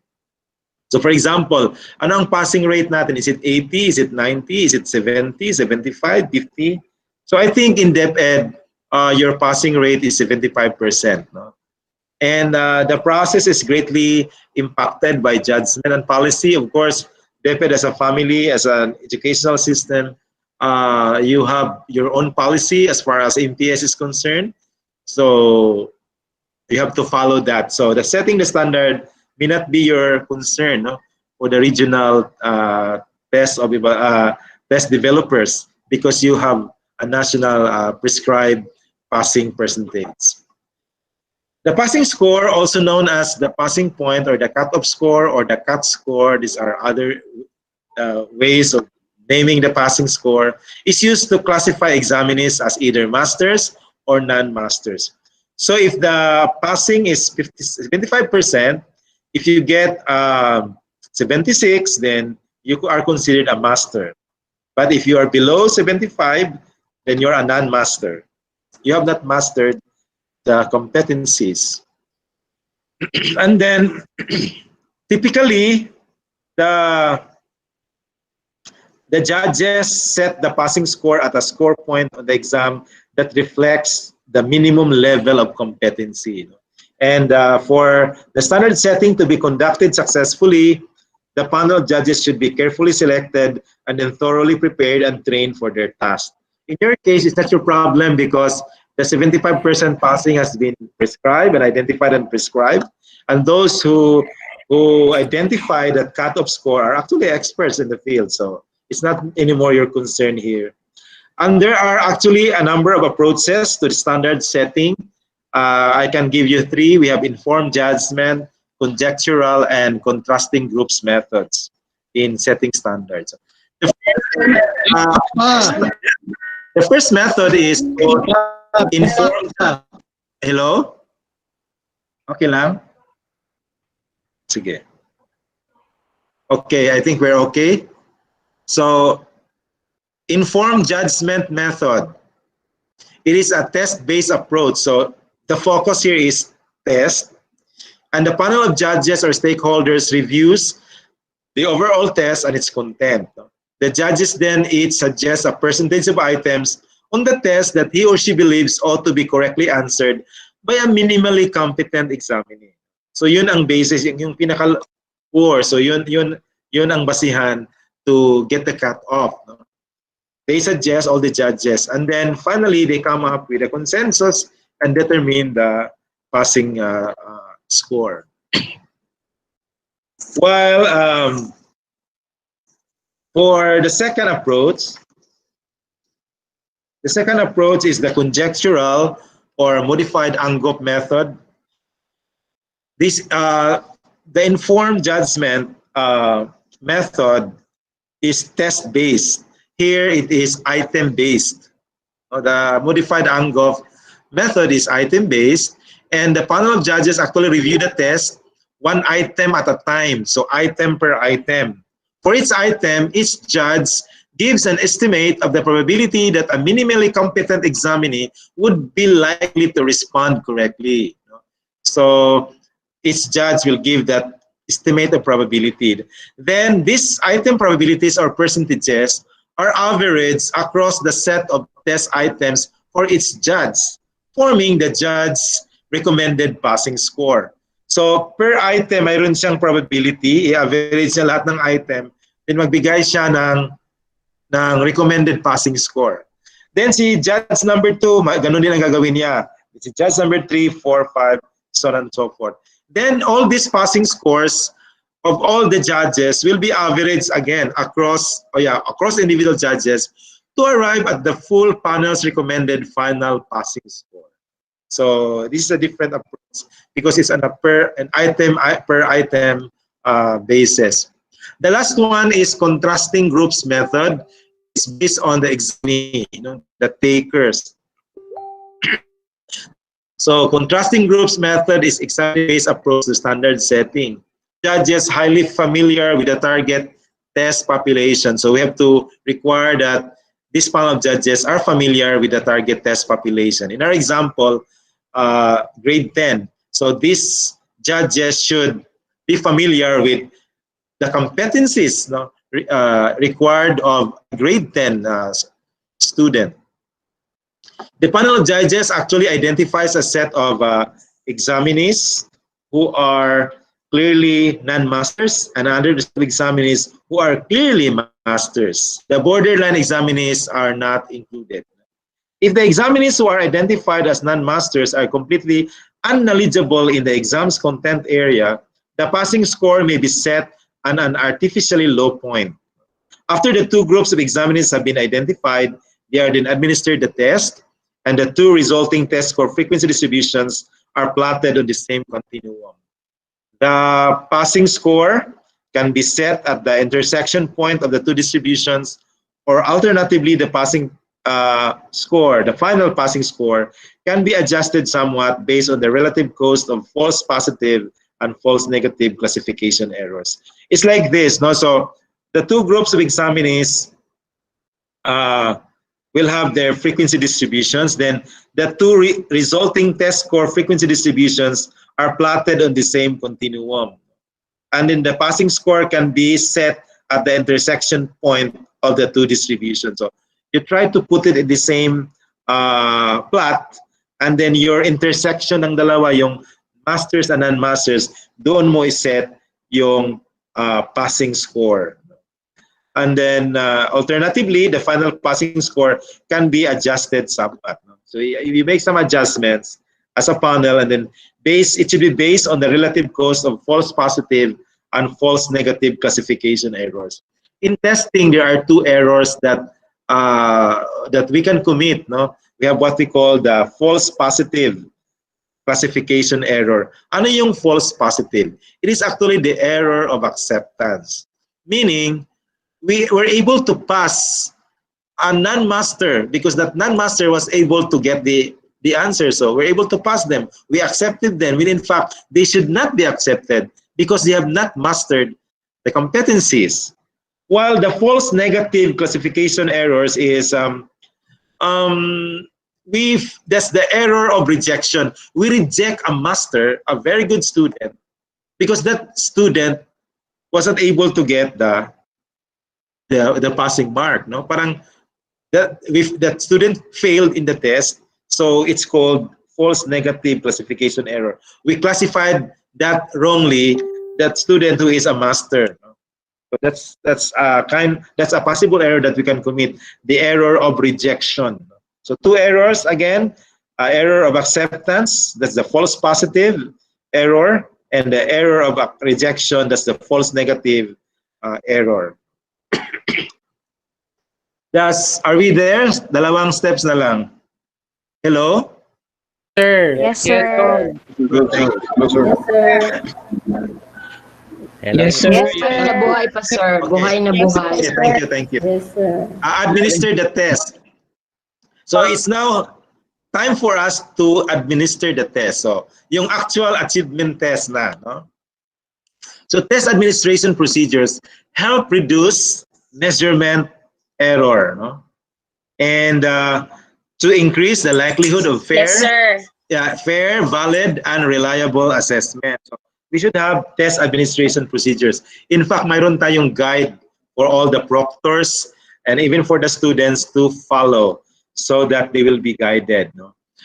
Specifically, appropriate standardized procedures improve measurement by increasing consistency and test security. No? Sino ang gagawa ng test administration procedures? Of course, the board that I suggested, or the team that I suggested, you come up with the policy guidelines and test administration. But make sure that these standards should increase consistency and test security. What is consistency and test security? Consistent, standardized administration of the exam allows you to make direct comparisons between examinees' scores despite the fact that the examinees may have taken their test on different dates, at different sites, and with different proctors. So, dapat consistent ang pag-administer. No? Di pwede na yung binasa mo yung instruction sa isang group of students, then sa kabila hindi mo binasa, yung next batch or sa ibang school na nag-conduct ka, or yung proctor doon hindi niya binasa. So that's inconsistent. So all the practices should be inconsistent, even the seating arrangement, the ventilation, everything should be consistent, no? So that they are comparable. And even the time, no? Yung time to complete the test, it should be consistent. No? And administration procedures that protect the security. So we'll talk about test security, help to maintain the meaning and integrity of the score, scale, or all examinees. No? Integrity of the exam is very important. Kasi walang integrity kung yung mga ibang estudyante nakakuha na ng leakage. Walang integrity yung isang grupo kasi yung proctor nila tinulungan sila mag-answer para mataas yung achievement test result ng school na yan. So I'll tell you, in the past, no, I was even part of it. I was a victim. This is recorded, but this is a reality. No, there were times that we were even asked, no, the bright ones. I belong to the bright ones, modesty aside, to share our answers to our classmates so that we could have good achievement results. That's a bad practice. But I think at present it's already stopped. I know of one friend who was even like charged administratively because she or he allowed a grade 5 student to take a grade 6 achievement test. And when that guy, the student was interviewed, it was found out that the student was really grade 5, not grade 6. So there are things that others may do it, no, or intentionally or not intentionally, but maybe they want to have a good result for their achievement test, but these practices are not good. So I think at present all of these are already stopped, no, because the leadership of DepEd is really different this time. So yan, kailangan talaga yung test security. You know, there were even cases in the past, no, like in CMU, before we made the board. That's why we made the board, because there were cases that students or friends of the students got the answers. Why? Because one test booklet was stolen intentionally and deliberately. So, paano na yun ang integrity ng exam? Wala na. So, to ensure test security, we need to follow test administration procedures. Yung member ng test board or test developer team or test development team, dapat you should be trusted, no? Wag mo talagang, kasi you have the power because you wrote some items and you share it to your friends because they need them. It's not really good, because that will really be a measure of your integrity also and honesty as a person. So integrity of the test should be maintained because it will create a lot of trouble. Many will be demoralized when others were able to get the leakage and then others were not able to get it. They were so religious in doing it, but it's not fair. So it's not really a good practice. So kailangan talaga natin yung test security. So another one is test security consists of it start with consistency first, no? So yung sinabi ko, dapat consistent. The time limit should be adhered to for all test administrations. Kung 3 hours gina siya, walay pakapin, no? Basin pakapinan nimo sa lain nga mga school or lahi nga section is not fair. The test should be administered by trained proctors who maintain a positive atmosphere and who carefully follow the administration procedures that have been developed. Now, for test security, we should prevent cheating, protect the test items and content from being exposed to future test takers. Test security may begin as early as the registration procedures. Dapat kung grade 6 lang yun, no? Restrict examinees from registering for a test unless they meet certain eligibility criteria. For example, yung nagka-take na ngayon,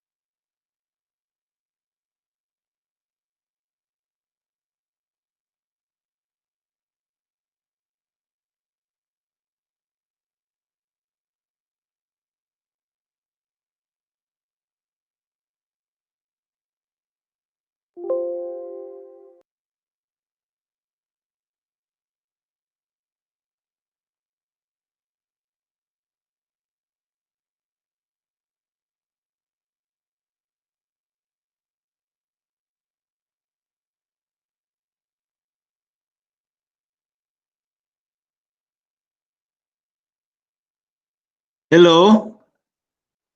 Hello? Yes, sir.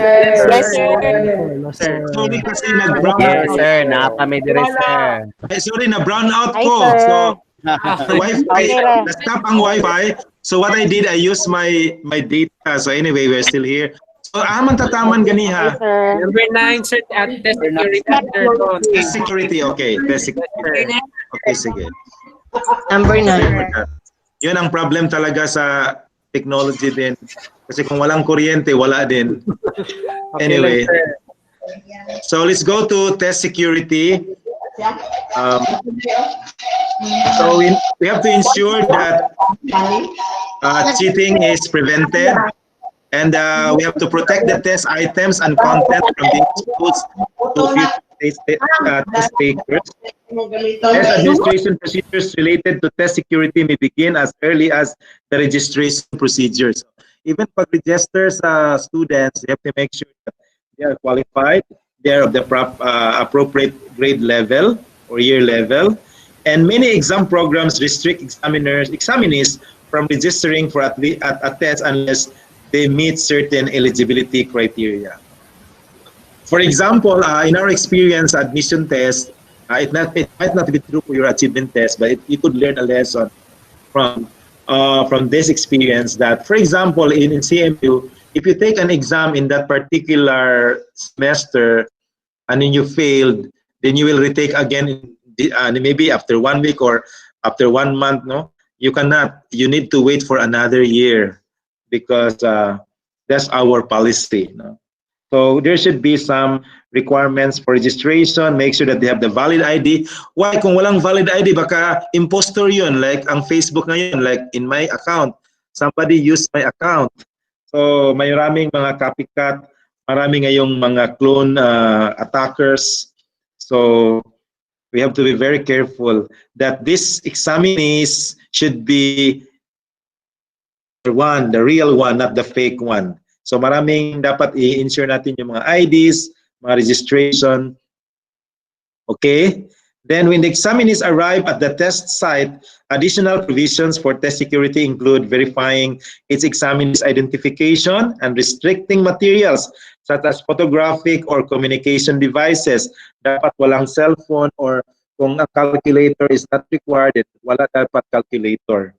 So to bring, they should not be allowed to bring them into the test administration.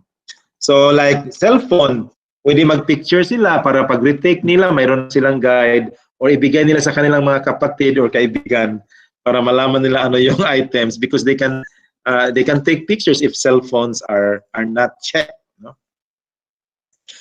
Another way of ensuring test security is using the multiple parallel test forms. This may be distributed in a spiral fashion in order to prevent one examiner from being able to copy from another. Pwede siya yung parallel forms, mayroon kang Form A at saka Form B. No? Itong row na to, itong column na to, row na to, Form A, yung isa naman Form B. Para pag ano niya sa right, pag turn niya sa right, uy, iba man yung form ng test niya, yung item number 1 niya is number 10 sa akin. So that's another strategy. So you can develop the same lang ang contents. You just reshuffle or rearrange the items so that when somebody is turning his or her head to the right or to the left, they will be seeing a different thing because your number 1 is not the number 1 of your seatmate. So that's we do that also in practice. We call it Form A or Form B. If you want to have, you can have Form C if you want. The Form A is distributed to the first examinee perhaps, and Form B to the next examinee, Form A to the third examinee, and so on and so forth. Or you can have by row or by column. So the test proctor should also remain attentive throughout the test administration to prevent cheating and other security breaches. But in the scoring, for if you have Form A and Form B, there should be 2 scoring keys because they should be scored. Ang problema kapag i-check mo yung Form B, ang ginamit mo is scoring ng Form A. So baka marong yung mga answers sa student. No, that's the thing that you need to consider. You separate all the Form A's and the Form B's. That's why when I collect them during the administration of the test, I have to collect per column or per row depending on my setup. Para lahat na Form A are segregated and all the Form A's are put in one envelope and all the Form B's in different envelope, so that all the Form A's will be collected and consolidated, so that because they have the different score keys, no, scoring keys. That's the technique that we followed, so that you will not be lost. But this time we already actually use a scanning machine, so that's the difference. Now the test proctors should also remain attentive throughout the test administration to prevent cheating and other security breaches. When testing is complete, all test-related materials should be carefully collected from the examinees before they depart. Dapat collect yun before they depart. And then another practical advice is you have to number the examination, numbering of examination test booklets, wala yang of, no? Numbering of examination or test booklets yan is important for accounting. So kailangan na nambira natin ng lahat from 1 to, if you have produced 1,000 test booklets, then you have to number it from 1 to 1,000. If you are the proctor for that particular test, you have to make sure that the number 1 to 50, for example, you're assigned to administer a test for 50 students, then 1 to 50, dapat i-arrange mo yan pag-collect from 1 to 50 para ma-ensure that all are intact. So that's to ensure security na walang mawala. Kasi mawalaan yan ng isa, everything will collapse. So it's not, you have to be very careful. Kasi isang mawala yan, wala na yan lahat. Kasi the integrity is already compromised. Are we still there? Hello? Yes. Yes, sir. Yes, sir. Yes, sir. Yes, sir. Yes, sir. Yes, sir. Yes, sir. Thank you. We are now in the last Yes, sir. step. Last step is score the test. You know, use the scoring key. If you don't have sir. If you have no scoring machine, actually nipalit kid make scoring machine. So i-scan lang, and then pag scanning mo magawas ng score. So dili namin na sa CMU, grabe gid among kuan bisan December sige mag-check og papel. Kay kami magid ang mo check, don't assign it to others because they want to ensure test security, test integrity. So all of us experts are still the ones writing it, field testing it, doing research on the item analysis. We also administer, we travel around Mindanao to administer because we want to ensure na ang makahawid sa test booklets members na sa board, not anyone. Because ang tawag yun, kita ginagpaagi nga makakita sa question, no? Because of personal interest. So that's how we do it. But we're also paid high, no? Way back in CMU, every year, all the members, including myself, that was a long time ago, we received, just for the record, no, we received 25,000 as an honorarium every year as part of the board of the test developers. Every year. Dugay na kayo. Oh, that was dugay na. Anyway, so because we also have the royalty, so we also share that because the students pay. In our case now, the students do not pay. It's the government that subsidizes the payment. We do collect the bill from CHED. We just give them the report of the takers, how many takers, their ID number, and all the information. Then they give us the money back. It's 250 per taker. So we use scoring key. Examining answer sheets are scanned for scoring. That we do scanning now actually. In the past, kato yung bustot-bustot, kapitaw nga na-acetate, bangagan, para paspas mag-check. I-shoot lang nimo sa answer sheet. Because you have a separate test booklet and a separate answer sheet. Kasi kapag doon sila sa test booklet, you cannot use the test booklets for another section or another school or another year if you want to use it for 3 years, for example. So, kung you will use it for 1 year, even then you still have a separate answer sheet for scoring purposes. Kasi mas easy kapag ang lahat ng mga answers nila are placed in one sheet of paper. For checking using the traditional buslot, acetate, or using the scanning. Separate. Sir, we can use the zip grade for our cell phones. Oh, yeah. The zip grade, you just take the picture, you can actually have it. Actually, our faculty are using the zip grade, but for our admission test, we have a scanning machine. We that scanning machine is really intended for the admission test. Okay, The passing score that was set for the exam by the judges is then applied, in your case 75%. Compute the proportion of examinees who are classified as masters and non-masters, or plot a frequency distribution of all examinees' total test scores. So we can rank all of them and identify the highest and the lowest, because the information on their test performance in terms of their test scores will give you some ideas of the kind of students you have, and somehow make a judgment on the type of test that you have made, as a team. Baka yung highest ninyo napakababa on the so you have to items that you have produced. Maybe they're not so, they're quite difficult. So, and you can do a lot of research tests already with this data. The data that you get from all your years of test administration, you can by studying the predictive validity of your test. Another one is we have to prepare the individual score reports for the examinees, and each examinee's row score, that is the number or proportion of items that the examiner respond correctly, is often converted to one or more other types of scores.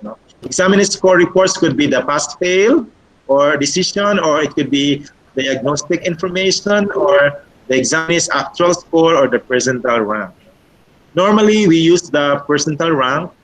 It's good so that we will be able to determine the placement of a particular examinee with respect to the other takers of the same batch, because that's actually norm reference. But the actual score, getting the percentage, that's the criterion reference. So it depends.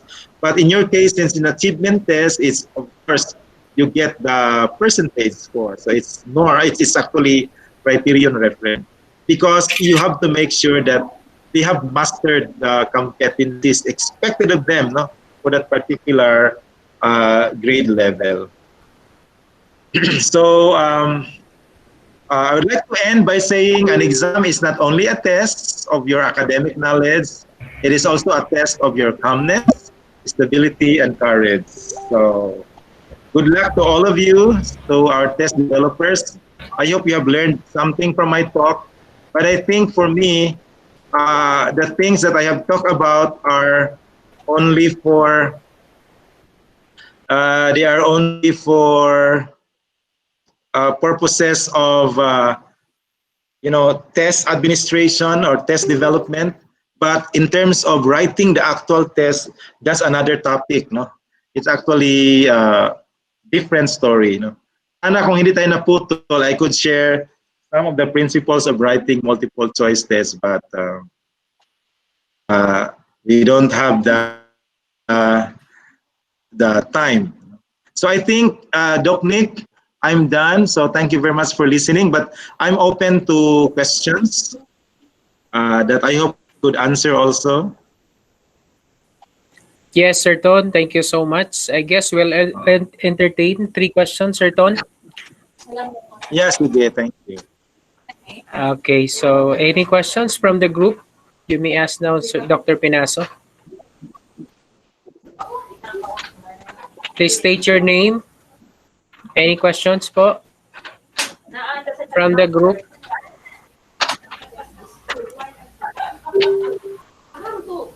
Good afternoon, Sir Nick. Yes. Sir, Adonis Budjungan from Clary National High School, Division of Misamis Occidental. I would like to ask, yes, sir. Yes, sir. With regards to making of test questionnaires for MAPI, since science subject,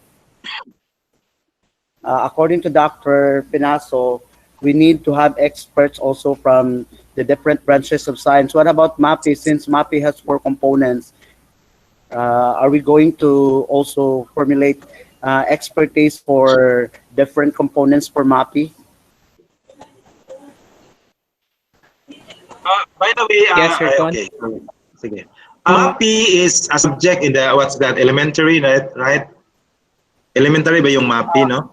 Secondary, sir, secondary. Secondary and elementary, sir. Yeah, we have MAPI in elementary also. MAPI 6. Yes, sorry for that. Secondary, available if you have Secondary and elementary. We have also grade 3, ma'am.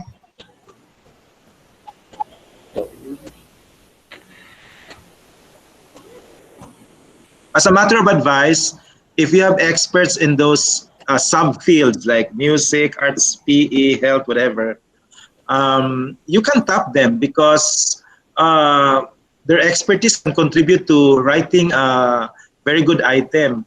But if you do not have, I think a master of all, the teacher in MAPE who can write good music, good arts, good PE or health questions can do, because after all sa pag ano niyan, na-develop na din yung expertise in that field, the whole MAPE set. Pero kung mayroon kang different sub-expertise, then you can tap them. Even sa science, there are teachers na ano na siya sa science, no, even in, kasi hindi naman high level yung mga sciences doon sa offered ng high school. Well, a good science teacher can teach chemistry, biology, or physics. Kung wala kang makuha, just get that science teacher, that versatile one. Pero as a matter of advice, kung mayroon kang available na mga biologists, chemists, physicists, you tap them because they could contribute to specific subfield of science. It depends on your conditions, on your situations. Okay, thank you, Sir Ton. Some more questions? Hello, sir. This is Edna Guanzon from Iligan City. Sir, very very informative po yung ano ni Sir, ni Dr. Anthony. Ang question ko lang po, ito ba gagamit natin o ito ba ngayon ay ating gamit na nabasihan o pagtuturo o paggawa ng mga test questions na lalo na ngayon na pandemic po tayo. So, meron tayong tinatawag na modular na lang o to come na lang. Ano bang ang gagawin? Ito ba applicable po ba sa pandemic na sitwasyon ngayon or sa new normal natin na sitwasyon? Hello, Ma'am Edna. Yeah, there iba yung mga yung point mo is you need to learn about assessment using the learning management system and the new normal, especially so that we will be spending more time through the internet, through online, although it could be blended. So iba yung concern mo, ma'am, kasi it's more on how you're going to test your students. No? The focus of my talk is for test developers. Ano ba talaga ang gagawin in the development of a test from the start to the finish? So ano yung mga procedure, ano yung good practices to follow, so that you can really come up with a very good regional achievement test that is governed by good test administration principles. So yun lang ang point ko dito, ma'am. But in terms of constructing items, ano ba talaga ang very good item, is beyond the scope of my presentation, and yeah, ma'am. It's just yes, for sir. Thank you, sir. Thank you. Good quality dissemination for your region, because this is a good practice. The region should develop its own because you have a lot of experts. You can tap a lot of experts from the field. You can make it a good practice for your region. And Doc Nick, is this required for all regions to have their own regional development, test development? This is so far the initiative of Region 10. Oh, that's good. Kasi before, in the past, it was always dependent from the central office, and you have to be transported from the office. And but if you develop your own, it could be a very good practice. It's going to be a very good practice for this.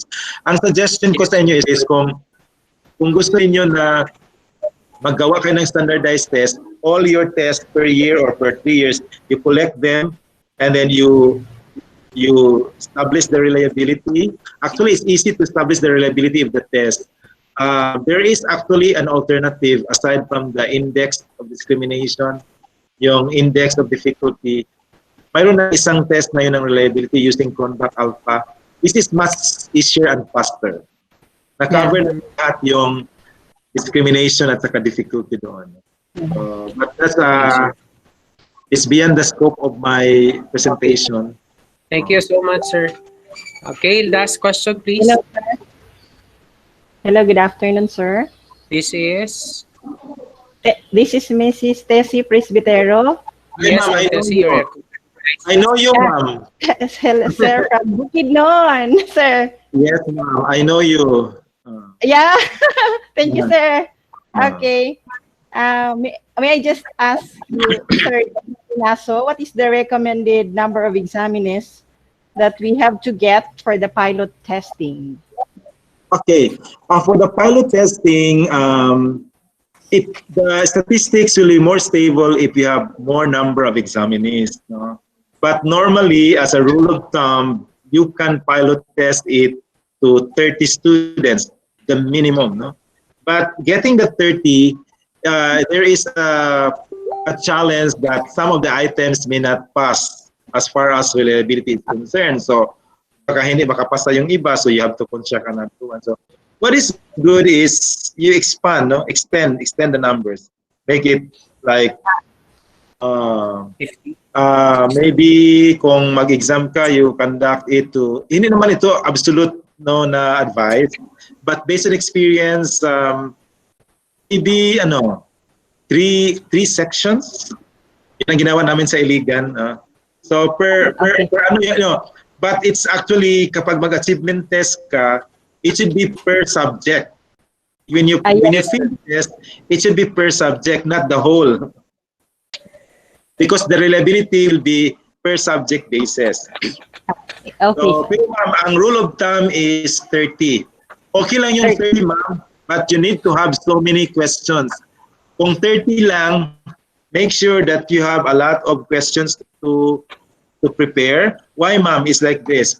Kapag kunti lang yung questions mo at sa kunti lang yung examinees mo, remember, reliability is affected by the value of n. If your n is small, it requires so much level na para makapasa yung item mo. So baka yung mga item mo ma-discard sila.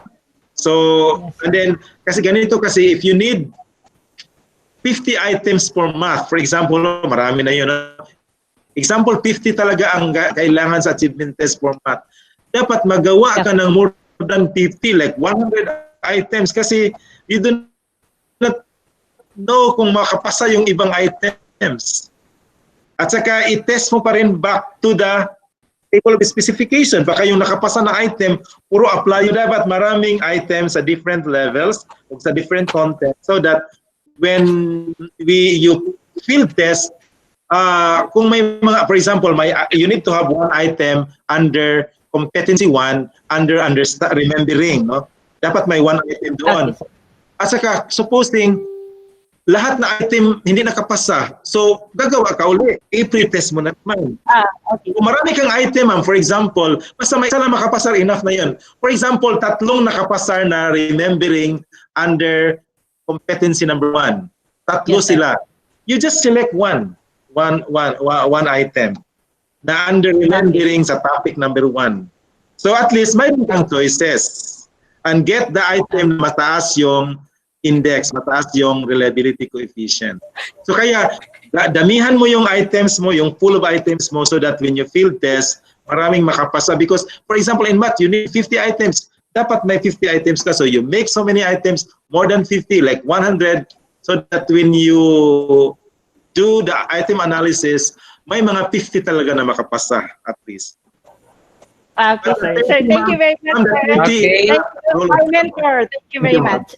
Okay, thank you so much, everyone. Sir Ton, thank you so much for your time.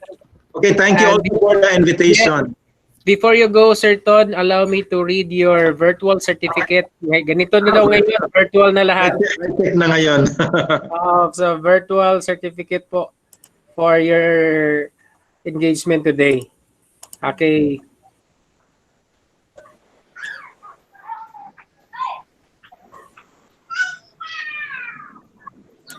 Ay, wala. Oh. Oh, my middle initial is letter M. Sorry, sir. Sorry, sir. Anyway, it can be corrected. Okay, so certificate of recognition is awarded to Dr. Anthony M. Maquinano Pinaso. Yes, sir. University President of Caraga State University for imparting his wisdom, experience, and knowledge in developing high-quality examination program given this 9th day of June 2020 during the webinar series on 21st century skills of DepEd Region 10, signed by our very own Regional Director, Director Art Bayukot. Thank you so much, sir. Sir Ton. Thank you. Okay, Thank bigyan you. natin si Sir Ton ng virtual certificate at virtual clap po sa lahat ng mga participants. Well, sir, congratulations. Thank you. Thank you so much, Sir Ton. Thank you so much for your time. Sige na, open na to.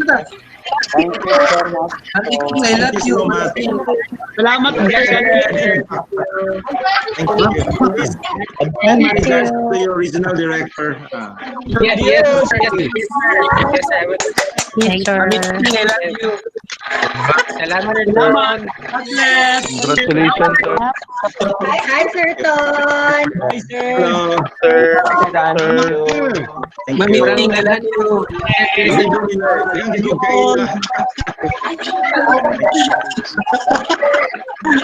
Thank you, sir.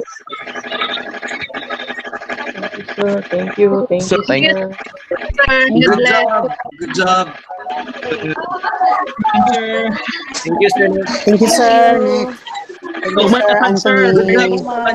Good job, Sir Nick. Yes. Mara, kita nila? WhatsApp announcement. Salamat, sir. Great job, Sir Nick. Yes, for all the participants, meron muna tayong announcement for tomorrow. Okay, we'll start at exactly 8:30 for our Turn off fire of the mic.